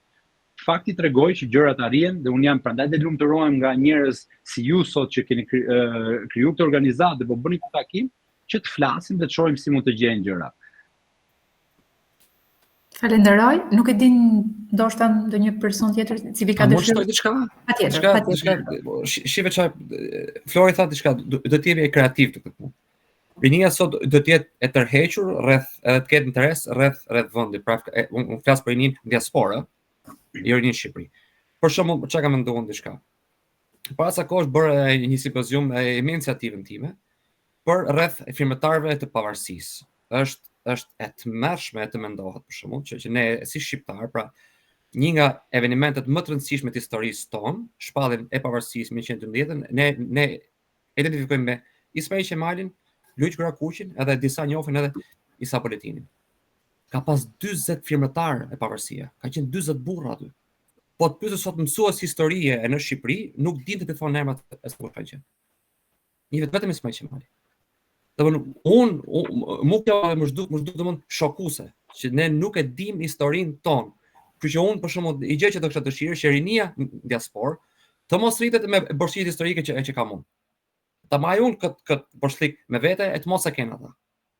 Kështu që domethën gjëra që ne ti bëjmë kurioz të rinë tanë rreth vendit tonë me vërtetë tona historike apo e që ta Flori programit mentoria apo çdo tjetër që e zgjon interesin me metodat e kohës, pra e marketingun e kohës, pa të gjëra që janë atraktive të kohës e të tjerë, për të bërë njerëz, për të bërë rinin ton, për të qenë më angazhuar dhe më e afërt me vendin. Falenderoj, nuk e din nëse Kristina ka diçka për të shtuar në lidhje me këtë pyetje. Unë bie shumë dakord dhe jam shumë dakord që duhet të kemi të gjejmë mënyra më kreative, duhet të ndezim po themi atë dëshirën në zemrat e tyre që ata të mos humbasin lidhjen me Shqipërinë, dhe të jenë më afër me Shqipërisë, të kemi mundësinë që po themi që ata mund të përfshihen më tepër në kauza të ndryshme ku mund të gjejnë veten, por gjithashtu një diçka që është shumë e rëndësishme, unë mendoj që duhet që të ofrojmë gjithashtu dhe një vizion shumë të qartë se çfarë ndodh nëse ata votojnë, sepse ata duhet të shohin diferencën që po më pëlqen kjo gjë dhe unë duhet patjetër që të votoj që të bëj ndryshimin. Duke vënë theksin tek një vizion i qartë për ta, mendoj, dhe gjithashtu duhet që të jemi më tepër të besueshëm, duhet të jemi më tepër moral, vendosim theksin dhe tek këto, domethënë që ata ta kuptojnë që efekti i tyre do të jetë vërtet ndryshues. Do të ketë një rëndësi thelbësore, po themi, për ndryshimin në Shqipëri, sepse për ndryshe ata nuk do ndihen të përfshirë, do ndihen të përjashtuar. Sidomos në rastin që mund të jetë që sepse ata janë dhe po themi brezi i tretë që jetojnë jashtë dhe nuk është se kanë dhe lidhjen me Shqipërinë dhe aq të fortë. Shtoj vetëm i fjalë fundit dhe nuk flas më për sot. Se e nisa që do flasësh. Ja, bësh ka po lodhja bën vetën dhe harrova çfarë doja të thoja për atë djalin Esmeralda, nuk më mendoj. Marigleni. Shiko, neve përveç dëshirës të mirë, kemi edhe për detyrë se ne për sa kohë jemi shtetas shqiptar, çdo vendim i cilës do qeveri ne na prek dhe na alas të fshihemi poshtë akullit, borxhin publik e ndajmë bashkë, keq qeverisë e ndajmë bashkë. Të gjitha këtë nuk duhet të harrojmë, sepse vjen shpesh argumenti ç'pun ka këta, pse kanë këta ose unë ika, s'kam më punë në Shqipëri. Ne jemi shqiptarë dhe Shqipëria na përket një lloji të gjithëve, prandaj është dhe detyrë, nuk është vetëm dëshirë në gjykimin tim. Po, e vërtet është detyrim kushtetues, kështu që. Okej, në rregull, besoj se Jarta e morë përgjigjen për këtë pyetje, pastaj pyetjen tjetër mendoj ta bësh më vonë që mund t'ia jap fjalën Esmeraldës. Po, patjetër. Është okej? Megjithëse kjo ishte në vijim të çfarë u fol për të rinë, prandaj ishte në vijim të asaj që sapo shumë faleminderit. paktën unë nuk isha në informim as për programin Mentoria, as për iniciativën për filmëtarët e pavarësisë, kështu që për mua ky ishte një informacion i ri. Pyetja tjetër në fakt nuk është që lidhet me, do të thënë nuk lidhet drejt për drejt, por në mënyrë të tërthortë me zgjedhjet, me gjithë procesin elektoral përfshirës të diasporës. Kam patur së fundmi një bisedë me Ina Zhupën, është një është deputete, por edhe është kryetare e komisionit kulturës, të turizmit dhe të diasporës. Dhe një nga pyetjet në fakt që i bëra është që a kanë menduar ata ose a e kanë në plan një program, duke qenë unë jam shumë e fokusuar tek rinia, e di, po me që të paktën për mua motori i zhvillimit ose se si shofun janë të rinj. Dhe ajo më tha që të paktën se si po funksionon tash në Shqipëri për komisionin diasporës është që ndahet sipas vendeve. Bësen diaspora e Greqisë, nuk e di, diaspora e Amerikës e të tjerë me radhë. Por nuk është që ishte menduar asnjëherë, të paktën deri tani nuk është që ishte menduar një program se si mund të bëjmë të lidhjen me ata të rinj që janë jashtë, me profesionistë. Unë nuk i quaj vetëm të rinj, janë profesionistë, se përgjithsisht janë persona që kanë shkuar me një bagazh të marrë nga vendi. Kështu që nuk ishte menduar asnjëherë, domethënë. Dhe të paktën ajo është shifte shumë interesante. E keni menduar ju vetë të tillë që të merret një nismë e tillë, të paktën më e gjerë, e kuptova që normalisht janë nisma të vogla që janë marrë, por diçka që është pak më gjithëpërfshirëse, le të themi. E keni në mënyrë specifike me dikë pyetjen? Jo, kushdo mund të jap një përgjigje. Okej. Florioni tha që nuk do flasi, po ndoshta Florioni edhe mund të flasësh. Kam përshtypjen që atë e prek më shumë kjo pyetje, kam përshtypjen, gjithmonë flas. Ne jemi të hapur për ide dhe gjithmonë jemi afruar parlamentit, jo më larg se sot ne kemi përgatitur një shkresë që ka të bëjë me diçka komplet tjetër, pra ne nuk rrim kurrë pasiv. I sjellim ato ide. Po dhe fakti për shkak që e ke folur me zorin Ina Zhupa, që është një deputete që ka ngritur zërin ndaj gjërave që nuk shkojnë, dhe fakti që ata e din, kanë mbështetur projekt ligjin tonë, e din që ne jemi aty si lëvizje dhe prap nuk bëjnë asnjë qasje ndaj diasporës, tregon për nivelin në cilin është parlamenti sot. Jarta dhe diçka që e tha Nadori që parë shumë. Ore, këtu u fol nga gjithë politikanë me diasporën, por nuk u dëgjua diaspora një herë. Për turp e faqe zez vinin dhe mbajnë monologje, se ne kështu, ne ashtu avashme, se ne kemi ide për çfarë për vendin.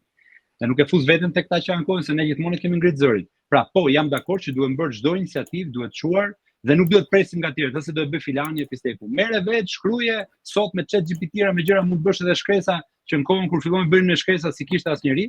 Dhe një gjë e bukur që ishte se më erdhi në mend, gjë që ne bëjmë që ishte komplet ndryshe në diasporën shqiptare. Ne i shkruanim çdo politikani në Kongres, në Parlament Evropian, në Shqipëri, pa asnjë droje. Nuk e lam veten kur të stepim nga po kush e di çfarë do thot, po mos i shkruaj. Dhe kështu i kemi hap dyrët, se njerëzit do habiten ku i njohin ta gjithë njerëz, ja, duke tropit, duke përdorur ndoshta edhe kartën e dy shtetësisë, pra duke u drejtuar një deputeti gjerman, duke thënë shikoj se ke edhe detyrim ndaj meje, gjëra të tilla unë duhet t'i inkurajoj të gjithë t'i bëjnë pafund. Shumë faleminderit. Unë ndërkohë nëse mund të kem një pyetje, mund të drejtohem ty në të ardhmen, domethënë. Tjetër lirshëm, jemi pritur. Okej, shumë faleminderit. Të falenderoj Jarta. Ne kemi dhe antar lëvizje në Shqipëri, kështu që bujrum. Okej, super, më vjen mirë që arritet domethënë të krijoni disa kontakte. Po kaloj pyetjen tek Esmeralda.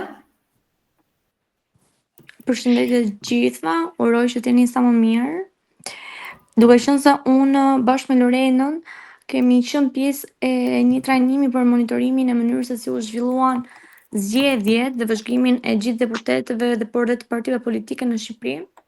E dinim që në fillimet tona, që në nëntor, kur është bërë trajnimi që këto problematika ne do t'i kishim. Mua vota e diasporës më është dukur më shumë si një përfitim i partive politike dhe një shpërdorim i fondeve publike. Ne në tavolinat tona të takimeve të shumta që kemi pasur, kanë qenë takime të mbyllura midis stafit ton të vogël, kemi menduar gjithmonë nevojën e një eurodeputeti, sepse mendoj që vota diasporës do jetë gjithmonë problematika. A mendoni dhe ju se do ishte më e drejtë dhe më e dobishme për Shqipërinë të krijojmë një model përfaqësimi për diasporën në arenën ndërkombëtare, qoftë përmes një eurodeputeti shqiptar apo një figure të zgjedhur posaçërisht për të artikuluar zërin e diasporës? Mundem të jap një mendim për këtë apo ka dikush tjetër që do të flasë? Esmeralda, mëngjes, e ke specifikisht për dikë këtë pyetje apo Jo, për gjithë ju, nuk është problem. Okej, unë do të sqaroja së pari, domethënë për eurodeputet, thjesht në aspektin teknik të gjës që ne duhet jemi pjesë e Bashkimit Evropian dhe më pas kemi, domethënë kemi eurodeputet, domethënë në parlamentin e BE-s. Është një eurodeputet që do të jetë nga diaspora ose nga Shqipëria, sepse diaspora është e rëndësishme, ku do shkojnë ankesat e diasporës. Ti po thua që okej, na dori me okej.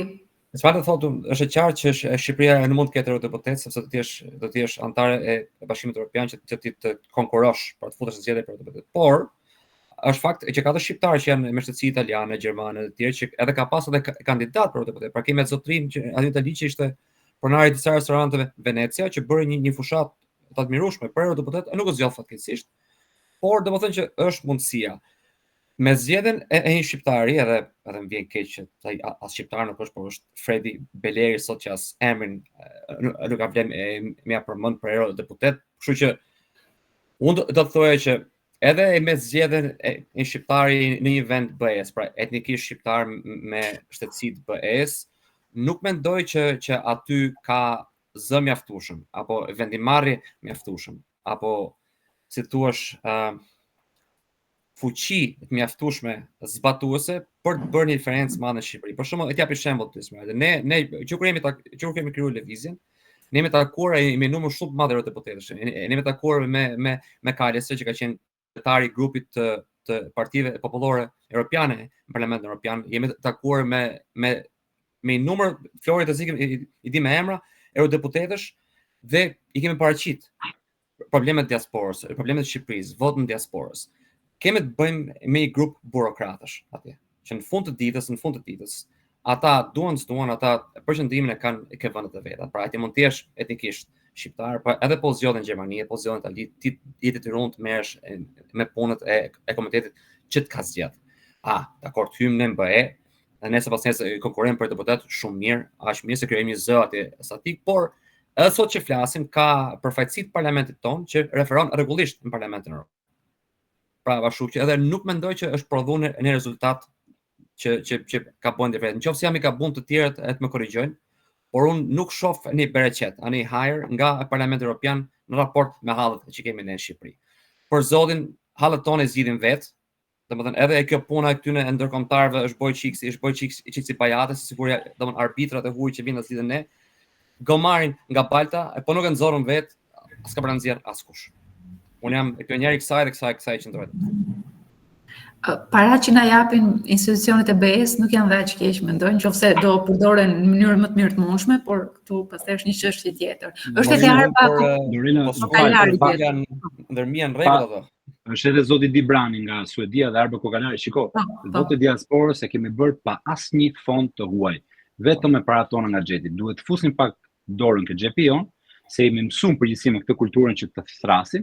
Baba im i ndjer ka qenë iniciatori i nismës 7 maja 7 kontinente në alpinizëm. Dhe ne kishim kulturë pune që kur kërkonim fonde, fusnim nga xhepi një kohë dhe themi shiko, ne kemi futur kaq, na duhen dhe kaq, sepse kur ti fut nga xhepi jot dhe nga koha jote dhe për kushtimin e ke shumë më të madh. Është mendimi im, Jo, patjetër, unë po thoya në aspektin edhe të procesit të integrimit, që nuk mendoj që patjetër na bën mirë, nuk mendoj që na bën keq. Pastaj mënyra se si ne Jo, është nevojshme, jo vetëm na bën mirë ose keq, është nevojshme, por është nevojshme të hikim nga kjo që të presim nga të tjerët. Vet duhet ta bëjmë. Patjetër, ishte edhe formë batute. Okej. Nëse më lejohet të shtoj dhe unë. Po. Jam shumë dakord dhe unë jam me mendimin që nëse na pikon çatia jon, ne duhet jemi të parë që vrapojmë për ta rregulluar dhe nuk mund të presim që të vi komshia dhe të rregullojë shtëpinë tonë, por sigurisht që dhe ata kanë një ndikim të caktuar, por rëndësia dhe vlera më e madhe është që ne vetë të kuptojmë se nëse ne duam ta ndryshojmë Shqipërinë, duhet jemi vetë ne që e bëjmë. Nuk mund të presim që të ndodhi nga të tjerët. Duhet fokusohemi këtu dhe pastaj sigurisht që me mbështetjen e të tjerëve mund të ndodhin dhe ndryshimet. Por gjithçka dhe thelbi është që gjithçka duhet ta bëjmë vetë ne. Jam shumë dakord me bashkëpunësit. Okej, ju falenderoj. Po ja jap fjalën Jesminës, e cila ka gjatë që më shkruan, domethënë kam shumë pyetje më thotë, kështu që fjala është për ty Jesmin. Me thënë të drejtën, një pjesë e mirë e pyetjeve që unë kisha janë përgjigjur, megjithatë faktikisht unë kam komente, të cilat unë do doja shumë që t'i ngriha për diskutim, po këtë gjë do doja domethënë ta bëja vetëm pasi t'i kem lënë hapësirë Ertilit, domethënë që të shtroj pyetjen e tij në rast se ka diçka, se nuk dua që të lë kënd pa marrë përgjigje. Domethënë ti po thua që e ke shumë të gjatë pyetjen edhe diskutimin, kështu që okay. Jo, ideja është e tillë që unë do përpiqem të jem shumë e sintetizuar, por domethënë unë kam parasysh që domethënë secili mund të ketë diçka për të thënë dhe për të menduar dhe e di që ajo gjëja merr kohë. Rrjedhimisht domethënë nuk dua të ngel njëri domethënë pa marrë përgjigje për pyetje, ndërsa pastaj për këtë diskutimi që kam unë dëshirë të ngrej pastaj le të ngelet aq kosa ngelet. Okej, falenderoj. Po, e fundit. Okej, Jesmin, në rregull, të falenderoj që na dhe këtë opsion. Tani Sanela Lilaj ka bërë një koment. Nuk e di nëse mund ta mbar fjalën që ta bëj komentin vet apo ta lexojmë? Apo nuk është tani këtu? Okej. Nuk mund të besoj të përgjigj. Okej, besoj se është përfaqësuese, është ka punuar, domethënë të shkruar. Pra nuk dëshiron të prononcohet me z sepse nuk ka mundësi, kam përshtypjen, kështu që Okej, unë po vazhdoj pra që ta lexoj domethënë komentin e saj, si një person që ka punuar në KQZ për këtë proces, di të them që për kohën që ishte në dispozicion ishte më e mira e mundshme.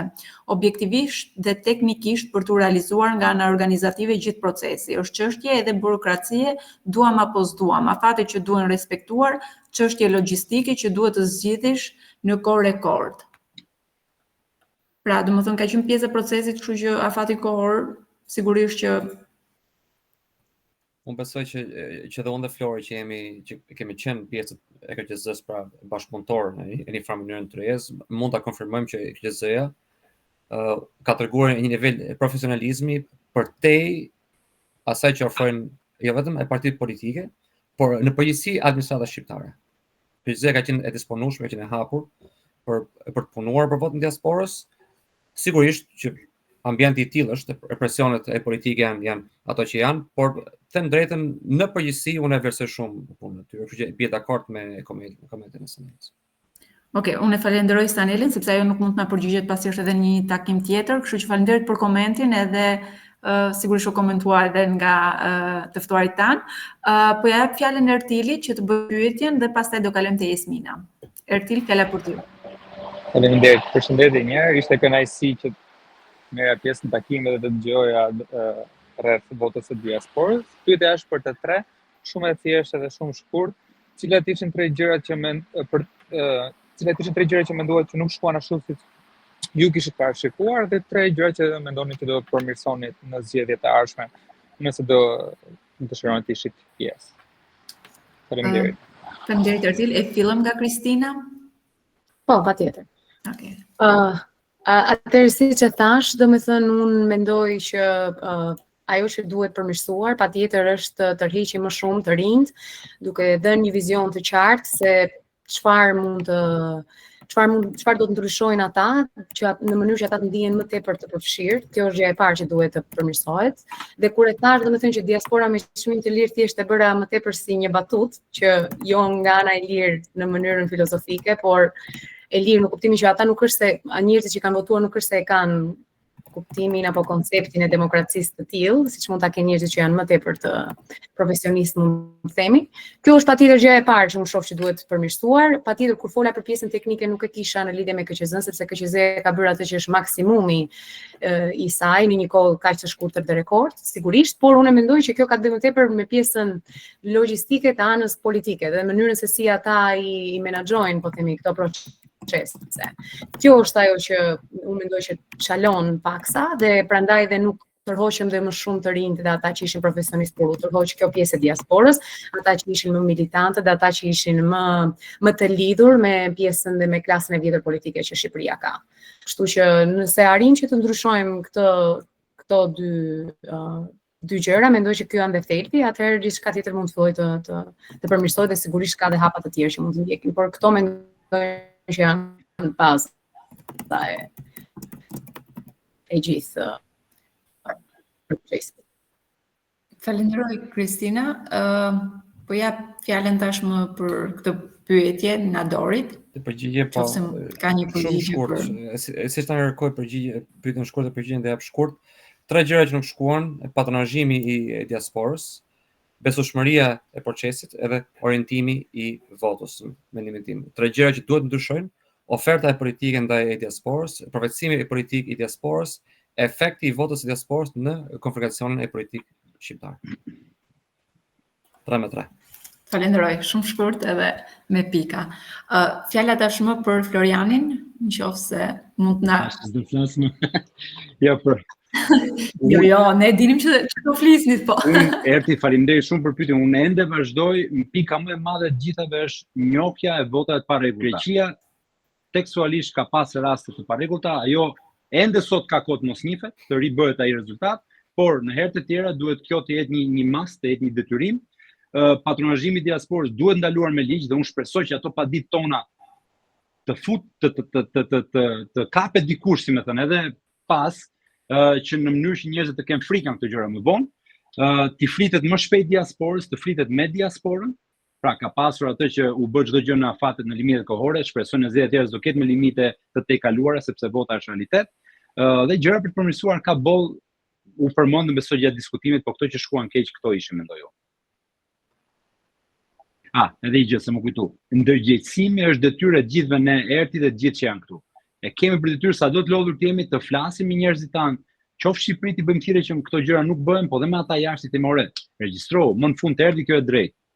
Përdor drejtën tënde kushtetuese sepse frika ime është që në emër ton, kur ne nuk votojmë, voton dikush Shqipëri.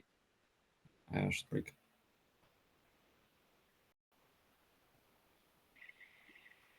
Jemi mute, Lorela. Buzët nuk lexojmë dot. Mikrofonin. Jemi mute.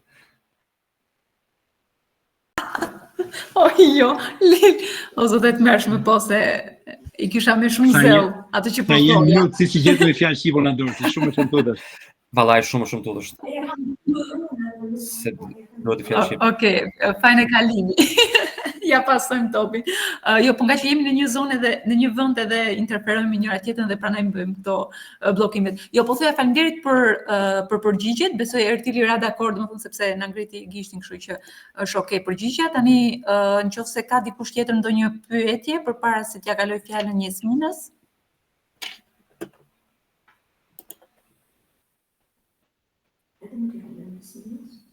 Besoj se nuk ka, kështu që Jesmina, fjala është për ty. Okej. Shumë faleminderit për fjalën Lorela, edhe faleminderit një radh parë edhe për iniciativën për të organizuar këtë takimin. Me thënë drejtën, unë personalisht paktën kam mësuar shumë nga kontributet që ka dhënë diaspora për Shqipërinë e lirë. Përgjithsisht, domethënë unë pretendoj që të jem relativisht e informuar, megjithatë kishte shumë gjëra që më kishin shpëtuar, edhe për mua ishte me thënë drejtën informuese në shumë drejtime. Doja të bëja edhe një kompliment shumë të shkurtër para se të shkoj tek gjërat i çik cinike që unë do jem duke thënë, jo cinike në sensin sepse unë dua domethënë ku ta di unë të ofendoj dikën ose sepse mendoj që nuk janë me vlerë, por sepse unë mendoj që duhet me pa edhe anën tjetër të medaljes, edhe në këtë realiteti ku jemi do duhet me qenë pak më pragmatik. Megjithatë, domethënë ky është dimensioni im i pragmatikës dhe prandaj kisha më shumë dëshirë domethënë ta testoja dhe ta diskutoja me persona të tjerë, aq më tepër persona që janë marrë me fushën. Komplimenti im shumë shkurt ka të bëjë me një dokument politikash që ju keni bërë për të shpjeguar se si mund të realizohet domethënë vota e diasporës në Shqipëri. Ai ka qenë, nuk e di, një nga dokumentet më të mira politike që un kam lexuar dhe llogarisht që kam lexuar para 3 vitesh dhe vazhdoj ta kem domethënë në mendje. Kur e kam lexuar, gjëja e parë që kam thënë është, ok, më në fund njerëz që nuk është se kanë thjesht balada sentimentale, por që domethënë të thonë që unë dua filan gjë dhe këtë e dua A, B, C, Ç, D, këtu do shkosh, këtu do bësh këtë, do marrësh atë edhe e dua në këtë lloj forme. Dhe për këtë lloj gjëje ju frymëzoj sepse unë mendoj që kjo është pak a shumë fryma që neve vërtet na mungon në Shqipëri, ose të paktën që neve ende nuk e kemi konsoliduar, nuk do të thoya që mungon. Tani, si më thën, ajo diskutimi që unë do doja të ngrija, para se ta nis, edhe një koment tjetër, unë mendoj që çdo lloj debati nëse duhet apo s'duhet të jetë, domethënë vota e diasporës është terp, pra duhet patjetër, është drejt kushtetuese që ju e gëzoni, megjithatë për mua çfarë është e rëndësishme, edhe që ja vlen domethënë të diskutohet, ka të bëjë pak forma se si domethënë kjo e drejt materializohet. Në lidhje me qëndrimin tuaj që vota e diasporës të mos jetë me një zonë të 13 zgjedhore, personalisht them drejtën jam kundër. Jam kundër jo sepse domethënë nuk e kuptoj shqetësimin që ngrihet në sensin domethënë që praktikisht është pabarazi e votës, sepse domethënë aq sa kemi diasporë, praktikisht i thonë domethënë që të votojnë për një numër të caktuar deputetësh, edhe argumentet tuaja për të thënë që për shembull nëse kjo gjë zbatohet në problematike gjithsesi janë shumë të vlefshme. Megjithatë, më thënë, shqetësimi im, si më thënë, si e reangazhuar në Shqipëri, është për të qenë shumë sinqert, ne që jemi këtu, ne jemi 10% e rinisë. Ne nuk përfaqësojmë 90% tjetër. 90% tjetër ka probleme të tjera, ka një përqasje tjetër që ka prodhuar ato probleme që neve kemi qenë duke diskutuar deri tani. Dhe unë di po ashtu që edhe ju nuk jeni 90% e diasporës shqiptare, ju jeni një 10% që është i mirë arsimuar, që ka edhe një lloj sensi të fortë të smirës publike dhe që do të kontribuojë për vendin e tij. Unë personalisht do të isha fanse shumë e madhe që në rastin e, si më thënë, përfaqësimit të votës diasporës, ne të kemi mundësinë që ta kemi një zonë të 13 dhe të kemi një numër relativisht të konsiderueshëm, pra në qasjen time të paktën 10 vende deputetësh, unë mendoj që diaspora shqiptare do duhet t'i kishte sepse është një lloj mase që relativisht ndikon edhe në vendimarrje të caktuara. Unë mendoj që kjo lloj mase do ndikonte pozitivisht që diaspora jonë të kalojë nga një nivel pasiv, pra në sensin domethënë thjesht juve që shkoni uleni dhe dëgjoni domethënë këto hallet e dritave që kanë shqiptarët, edhe thoni, ok, Xhemilia që kam komshi përballë, domethënë atë më ka thënë dhe mua dhe unë do votoj sa ashtu më kanë thënë në shtëpi, ose pastaj thjesht bëni gjën tjetër që është, si më thënë, do votoj se më tha kushërira që kishte vendin e punës dhe gjunaf kushërira ime. Po nuk keni mundësinë domethënë që realisht përmes kësaj gjë të kaloni nga një pozicion dëgjuese, por në një pozicion pastaj që, si më thënë, është më shumë kandidat dhe i përfshirë. Kjo është, si më thënë, një përqasje, unë i kuptoj të gjitha problemet që lindin me këtë dhe unë e di që nuk është kaq e thjeshtë, si më thënë, që një ditë bukur, për shembull, 10 nëntorit thotë unë do vetë do kandidoj, domethënë, edhe inshallah më votojnë mua, domethënë, diasporasit e mi, sepse e kuptoj të gjitha problemet, domethënë, që janë aty. Megjithatë, mendoj që kjo është një gjë e mirë. Varianti i dytë pastaj do të ishte që ju si diasporë jeni më të angazhuar si pjesë e partive politike të reja, do thoja unë, sepse të vjetrat, më thënë drejtën, na kanë dalë përhundësh. Pra unë do doja shumë që përposhtë domethënë në pozicione teknike të shoh më angazhuar politikisht, ju jeni gja, po e kam në sensin politikës domethënë klasike që shqiptarët njohin, sepse unë mendoj që ju mund sillni një zë, jo që mungon në Shqipëri, po që thjesht përforconi këtë vjeçën që është këtu. Pra, nga një vjeçë që jemi neve këtu, domethënë që përpiqemi me tonën, kalojmë dhe bëjmë një vjeçë çik më fort. Dhe inshallah të bashkëpunojmë me njëri tjetrin pastaj që kjo vjeçë të bëhet 3 vjeçë, të bëhet shumicë kritike dhe kështu pastaj ne kemi realisht potencialin, do thoja unë që neve, si më thënë, ta modelojmë tamam Shqipërinë siç e duam.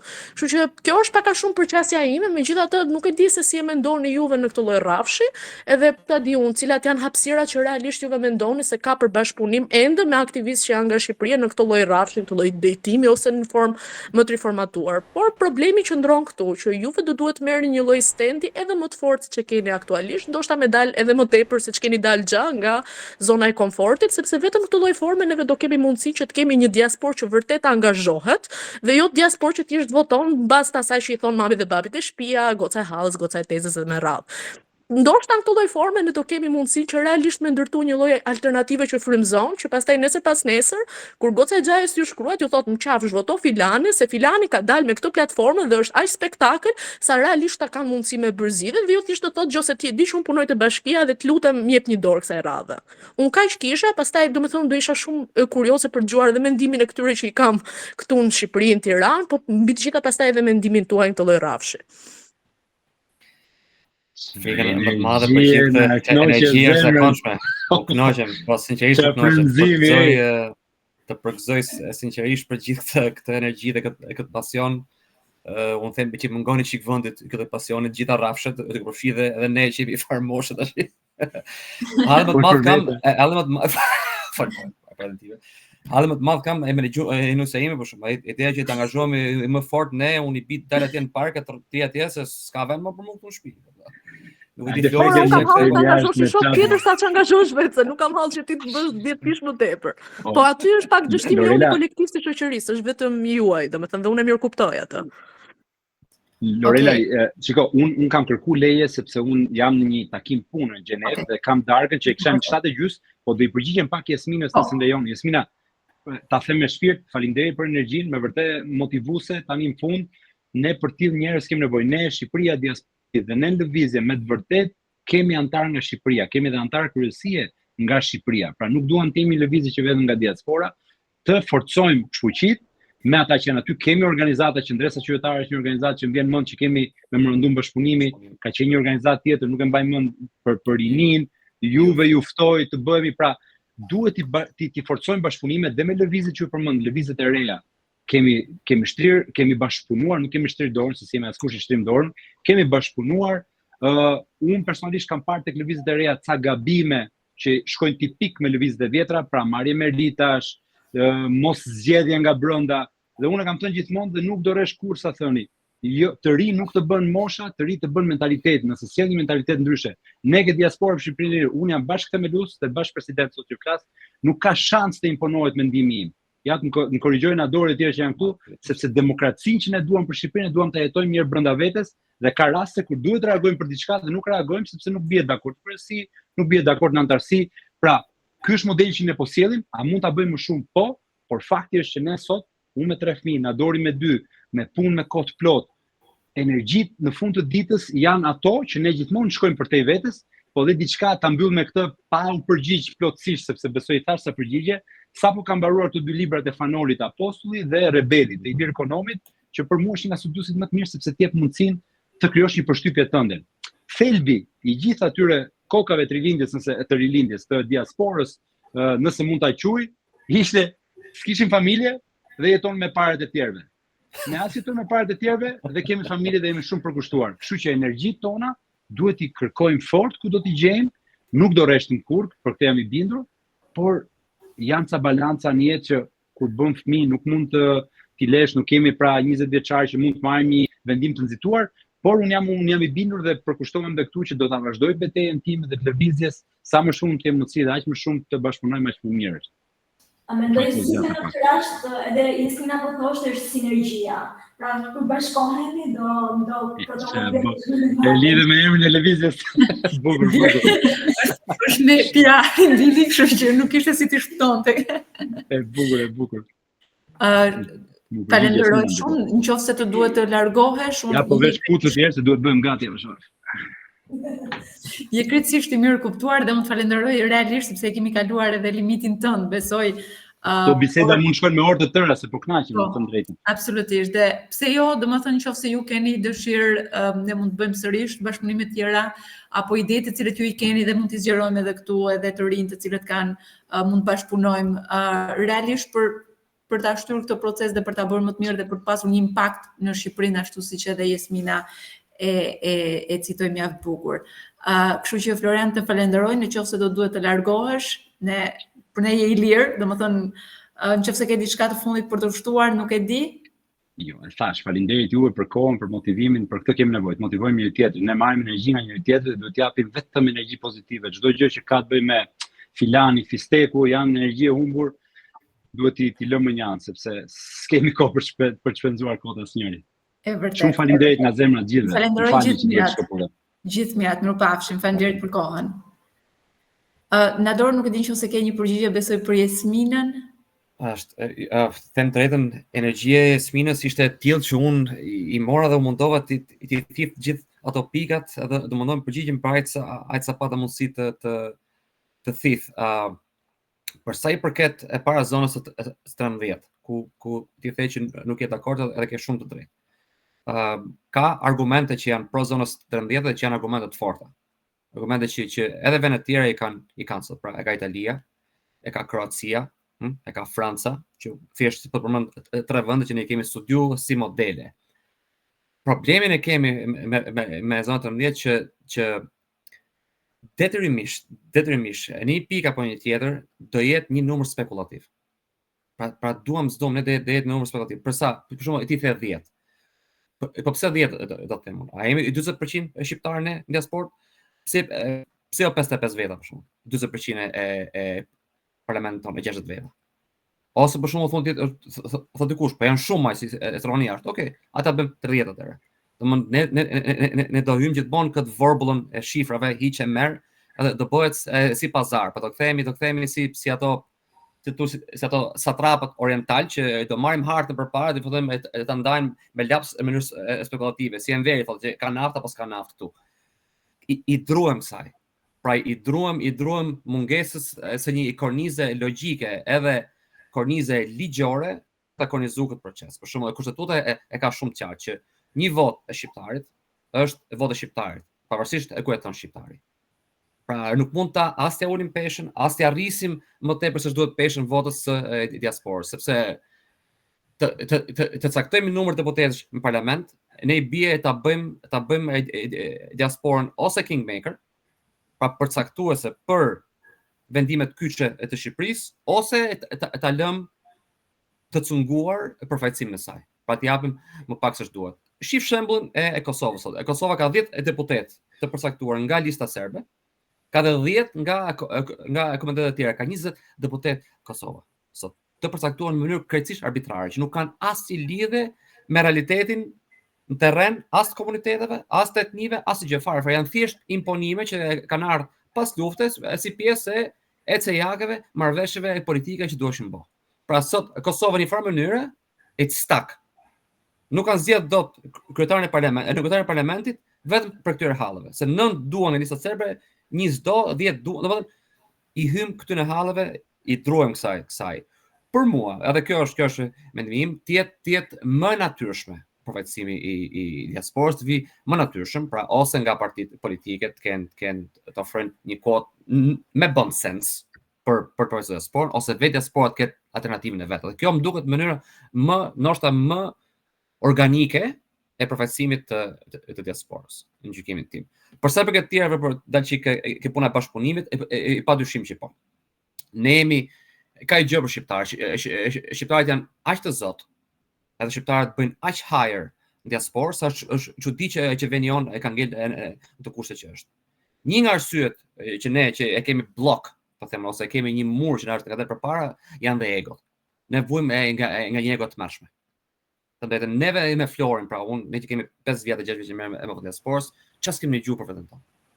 Më pa ju i dhat atij këtë pushtet. Më ti e shit ke ky, ti bleka ai, ti. Domethënë, i thash njëri çfarë puna, unë thash me dëshirën më të madhe thash unë, do të bëj nëse jemi dhuratë, sikur ti të vish të marrësh e karrikën time. Hajde më të lutem merr në dorë. Shtyje ti përpara dhe ti unë, trike familje, e kupton se është gjëja më shpëtova më. Sinqerisht po them, shpëtova, domethënë ofrohet kritik pa fund, pa alternativë, ose pa dhënë një pedigri, pra e pa treguar një background, e pa treguar një meritokraci, pa dhënë një alternativë se si të përmirësohet gjëra. Unë jam gjithmonë e pioneri kësaj dhe ne jemi e televizë pioneri kësaj që mbas karrike unë nuk duk kur të kapem. Pra ne jemi aktualisht që flasim për diasporën, ne kemi 2 mandate në kryesi, unë nuk kam asnjë dëshirë për të nduar për mandat të tretë. Asnjë. Edhe në blog bile jemi duke diskutuar që ndoshta të gjithë japim me dorëheqjen si kryesi për t'i hapur rrugë të tjerëve. Them hajde se ka të tjerë tash i boll 5 vjet tash shtym ne e bëm përpara, tash vin të tjerët ta marrin këtë punë. Unë besoj të paktën senator që detyra ime, pra borxhi im ndaj Shqipërisë vazhdon deri në ditën e fundit të jetës time. Sa raza, në ca momente unë e ka të bëj më shumë, ca momente më pak, gjithsekush simas mundësinë veta. A do të gjet mënyra të tjera e bashkëpunimit? I padyshim që po. Sa për shumë i the shumë mirë ti. Bëjmë 10 këtu, 10 që të bëhet 20 kjo. Hajde të gjejmë këto mënyra e bashkëpunimit. Por duhet iniciativë edhe nga të tjerë. Pra sot me prit gjithmonë që ta bëj parë njëri dhe ne ti bashkangjitemi, gjithsekush me iniciativën e vet, për shembull, siç e bëhet ju këtë iniciativë këtë sipërmarrje, ne me shumë mundësi bashkohemi. Bashkohemi, pa ama ju takon ju Merita që e keni nisë këtë gjë. Edhe shumë mirë keni bërë, bravo i qoftë. Ne jemi e kontributor modest në këtë proces. Unë kështu e shoh, të gjithë marrin ca iniciativë, e gjithse kush me mënyrën e vet, gjejmë një lloj sinergjie të përgjithshme ku të ecim përpara dhe do zoti punët ecin mirë.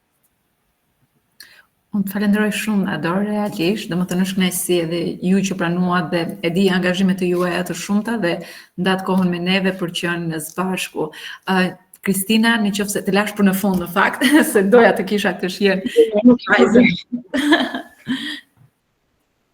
Ka problem. Unë në fakt do doja që të merrja rastin dhe t'i falenderoja juve në radhë të parë, sepse kjo është pikërisht ajo për çfarë Shqipëria ka nevojë. Ka nevojë për platforma të tilla ku ne mund të mblidhemi, të shprehim mendimet, idetë tona se si mund të bëjmë më të mirën për Shqipërinë dhe gjithashtu për fëmijët e rinj, sepse kjo është gjëja më e rëndësishme. Dhe për këtë ju falenderoj pamas. Ju jam shumë mirënjohëse që isha dhe pjesë e këtij paneli. Gjithashtu falenderoj shumë edhe Jesminën për komentin që ajo bëri. Dhe për energjinë që na solli dhe dua që ta lidh pak nëse do të më lejonin, nëse mund të flas përderisa ajo tha që duhet jemi më të përfshirë politikisht, nëse ju më lejoni do doja të flisja pak edhe për aktivizmin dhe angazhimin tim politik, nëse do të më lejoni që ta bëj lidhjen. Kohë sepse unë kam përshtypjen, të kërkoj 2 minuta kohë, sepse në 8 shkputet kam përshtypjen, domethënë ky është limiti, kështu që për shkak të kohës vetëm, sepse ne dëshironi shumë ta bëjmë më të kuptueshme. Sidoqë të jetë, unë jam shumë e betur meqense domethënë kjo ishte një gjë shumë në sytë e mi shumë e suksesshme, domethënë po nuk më takon më ta them mendoj por e thash. Dhe ne unë mendoj që të bëjmë edhe një bashkëpunim tjetër, domethënë të këtij lloj formati, ndoshta mund ta mendojmë pastaj formën dhe mënyrën, por do mbetemi në kontakt. Patjetër ke 2 minuta kohë që na shumë shkurt thjesht do bëj, çfarë për të bërë lidhje me komentin, domethënë për ato që do të them. Unë jam pjesë dhe unë jam aktiviste e partisë Lëvizja Rinisje dhe ne, domethënë, unë jam shumë dakord me komentin e Jesminës, ka qenë propozimi ynë që diaspora të ishte një zona e 13 zgjedhore, sepse ne mendojmë që rruga më e mirë për të tërhequr të rinj, jo vetëm për votim, për të votuar, por edhe për të ndjerë të përfaqësuar është pikërisht kjo. Thjesht kaq doja që të bëja për komentin rreth asaj që Jesmina tha, por që mendoj që i gjithë ky diskutim dhe i gjithë kjo po themi i gjithë këto mendime, rrahje mendimesh dhe idesh që ne bëm ka qenë shumë me vlerë për mua sot dhe ju falenderoj pamas. Po e mbyll këtu që mos ta zgjas më tepër. Shumë faleminderit për kohën edhe për gjithë komentet e tua, sepse ishin shumë të vlefshme. Jesmina po kërkon fjalën. Jesmina, jemi limit. Jepi. Okej, unë po thjesht po them kritikën time se ngorët të bërë kritika, në qafshtuaj e ti politit tonë që ti respektoj çik më shumë punën që keni bërë, domethënë si diaspora për Shqipërinë e lirë, sa me thënë drejtë ka marrë shumë kredite që nuk ju takojnë për atë pjesë e qepa. Pritani se tani i re më shkurt se ç'duhet. Shumë shkurt. Nuk e mora vetë. Nuk e kuptuan azuren në befasi, se ti Aty pastaj nëse do elaborojmë më tepër, me thënë të drejtën, aty do diskutojmë pastaj për çështjet politikës së Shqipërisë, që unë personalisht do doja ta shmangja më shumë mainly domethënë për të ruajtur këtë shihen e mirë. Megjithatë unë jam shumë e lumtur kur shoh domethënë vajza si Kristina, domethënë që e marrin përsipër dhe thonë, "Gjë, di se është problemi, ka 175.000 probleme, po unë te ky subjekt e gjej veten time dhe unë duhem me kontribu." Dhe unë të njëjtën gjë do kisha pas shumë dëshirë që ta shikoj tek gjithë domethënë aktivistët të diaspora Shqipëria e lirë. Ju bëni shumë. Edhe unë bi shumë dakord, keni potencial me bë më tepër, jemi shumë ndërgjegjshëm për limitimet, po kam përshtypjen që duhet dhe një sforcë që nga 10 bëheni 20. Aq më bone ti mu. Tani, unë kam përshtypjen që do kaloni në një bisedë tjetër se këtu kam përshtypjen për 1 minutë do na mbyllet. Shiko, ne themi këto falënderime gjërat dhe pastaj mund të flasim pastaj nuk e di domethënë. Nador, ke edhe një koment domethënë të shkurtër për Jesminën apo ta lëm një Jo, unë them e lëm në një round të dytë këtë neshje boxing thonë za. Po një falënderim i veçantë për ju të gjithë, për organizatorët, për Kristinën, për bashkëfolësit e nderuar. Dhe ju uroj suksese, ju uroj çdo të mirë dhe për sa kohë që një jetë është i mirë, për të bërë të mirë për Shqipërinë, gjithë ne kemi nga hapësirë të vogël tonën, cilët bën mirë e të shfrytëzojmë edhe gjëra të mira vinë nga ajo. Ju falenderoj shumë. Shumë faleminderit realisht tre të ftuarve sepse kanë gjetur kohën në gjithë morinë e gjërave që ata kanë. Ju falenderoj gjithashtu edhe Marigleni, faleminderit shumë që erdhe dhe qëndrove me ne dhe eksperiencën tënde nga një sy pak më i thjeshtë, domethënë i atij të votuesit. Të falenderoj shumë edhe uroj që të bashkëpunojmë edhe në të ardhmen sepse ti mund të kesh kontakte atje dhe patjetër që ne kemi nevojë për bashkëpunime të mëtejshme. Po. Kështu që faleminderit shumë.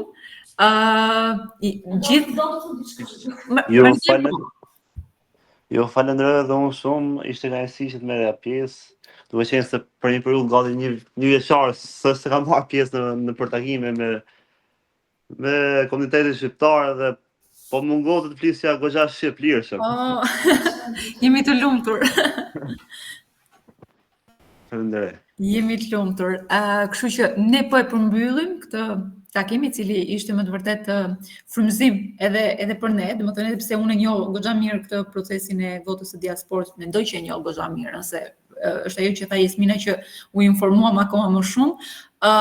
Ju falenderoj jashtëzakonisht shumë, mendoj që kjo shërben si një piknisje edhe për neve, besoj Lil, që t'i forcojmë akoma më shumë marrëdhëniet me diasporën, edhe pse jo të bëjmë më shumë bashkëpunime, sidomos me të rinjt, ashtu siç e përmendi edhe Jarta, domethënë fokusi për të rinjt, e cila edhe ne, domethënë komuniteti jon ka fokus të rinjt, kështu që ne prekëm shumë tematika, tani unë nuk po i rikthehem në fakt sepse kam përshtypjen që ne kohën e kemi kaluar, por kjo nuk po mbyllet që është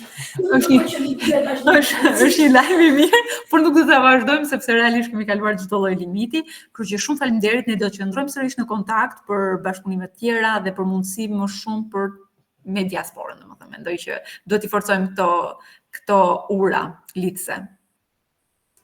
Faleminderit, Liç, ke për të thënë një gjë? Vetëm shumë faleminderit, ky është vetëm fillimi mendoj për të bërë gjërat sepse para shkosaj dëshira, ne mund bëjmë gjëra shumë të bukura. Ja, ato gjërat e vogla. Kështu që kjo ishte. Gjërat e vogla me dashuri të madhe, thot Nën Tereza. Elio, shumë faleminderit për gjithçka edhe faleminderit gjithë pjesëmarrësve. Mirupafshim, t'jeni mirë edhe shumë sukses në punët e juaja të përditshme. Mirupafshim. Faleminderit. Faleminderit, ishte shumë kënaqësi. Kënaqësi.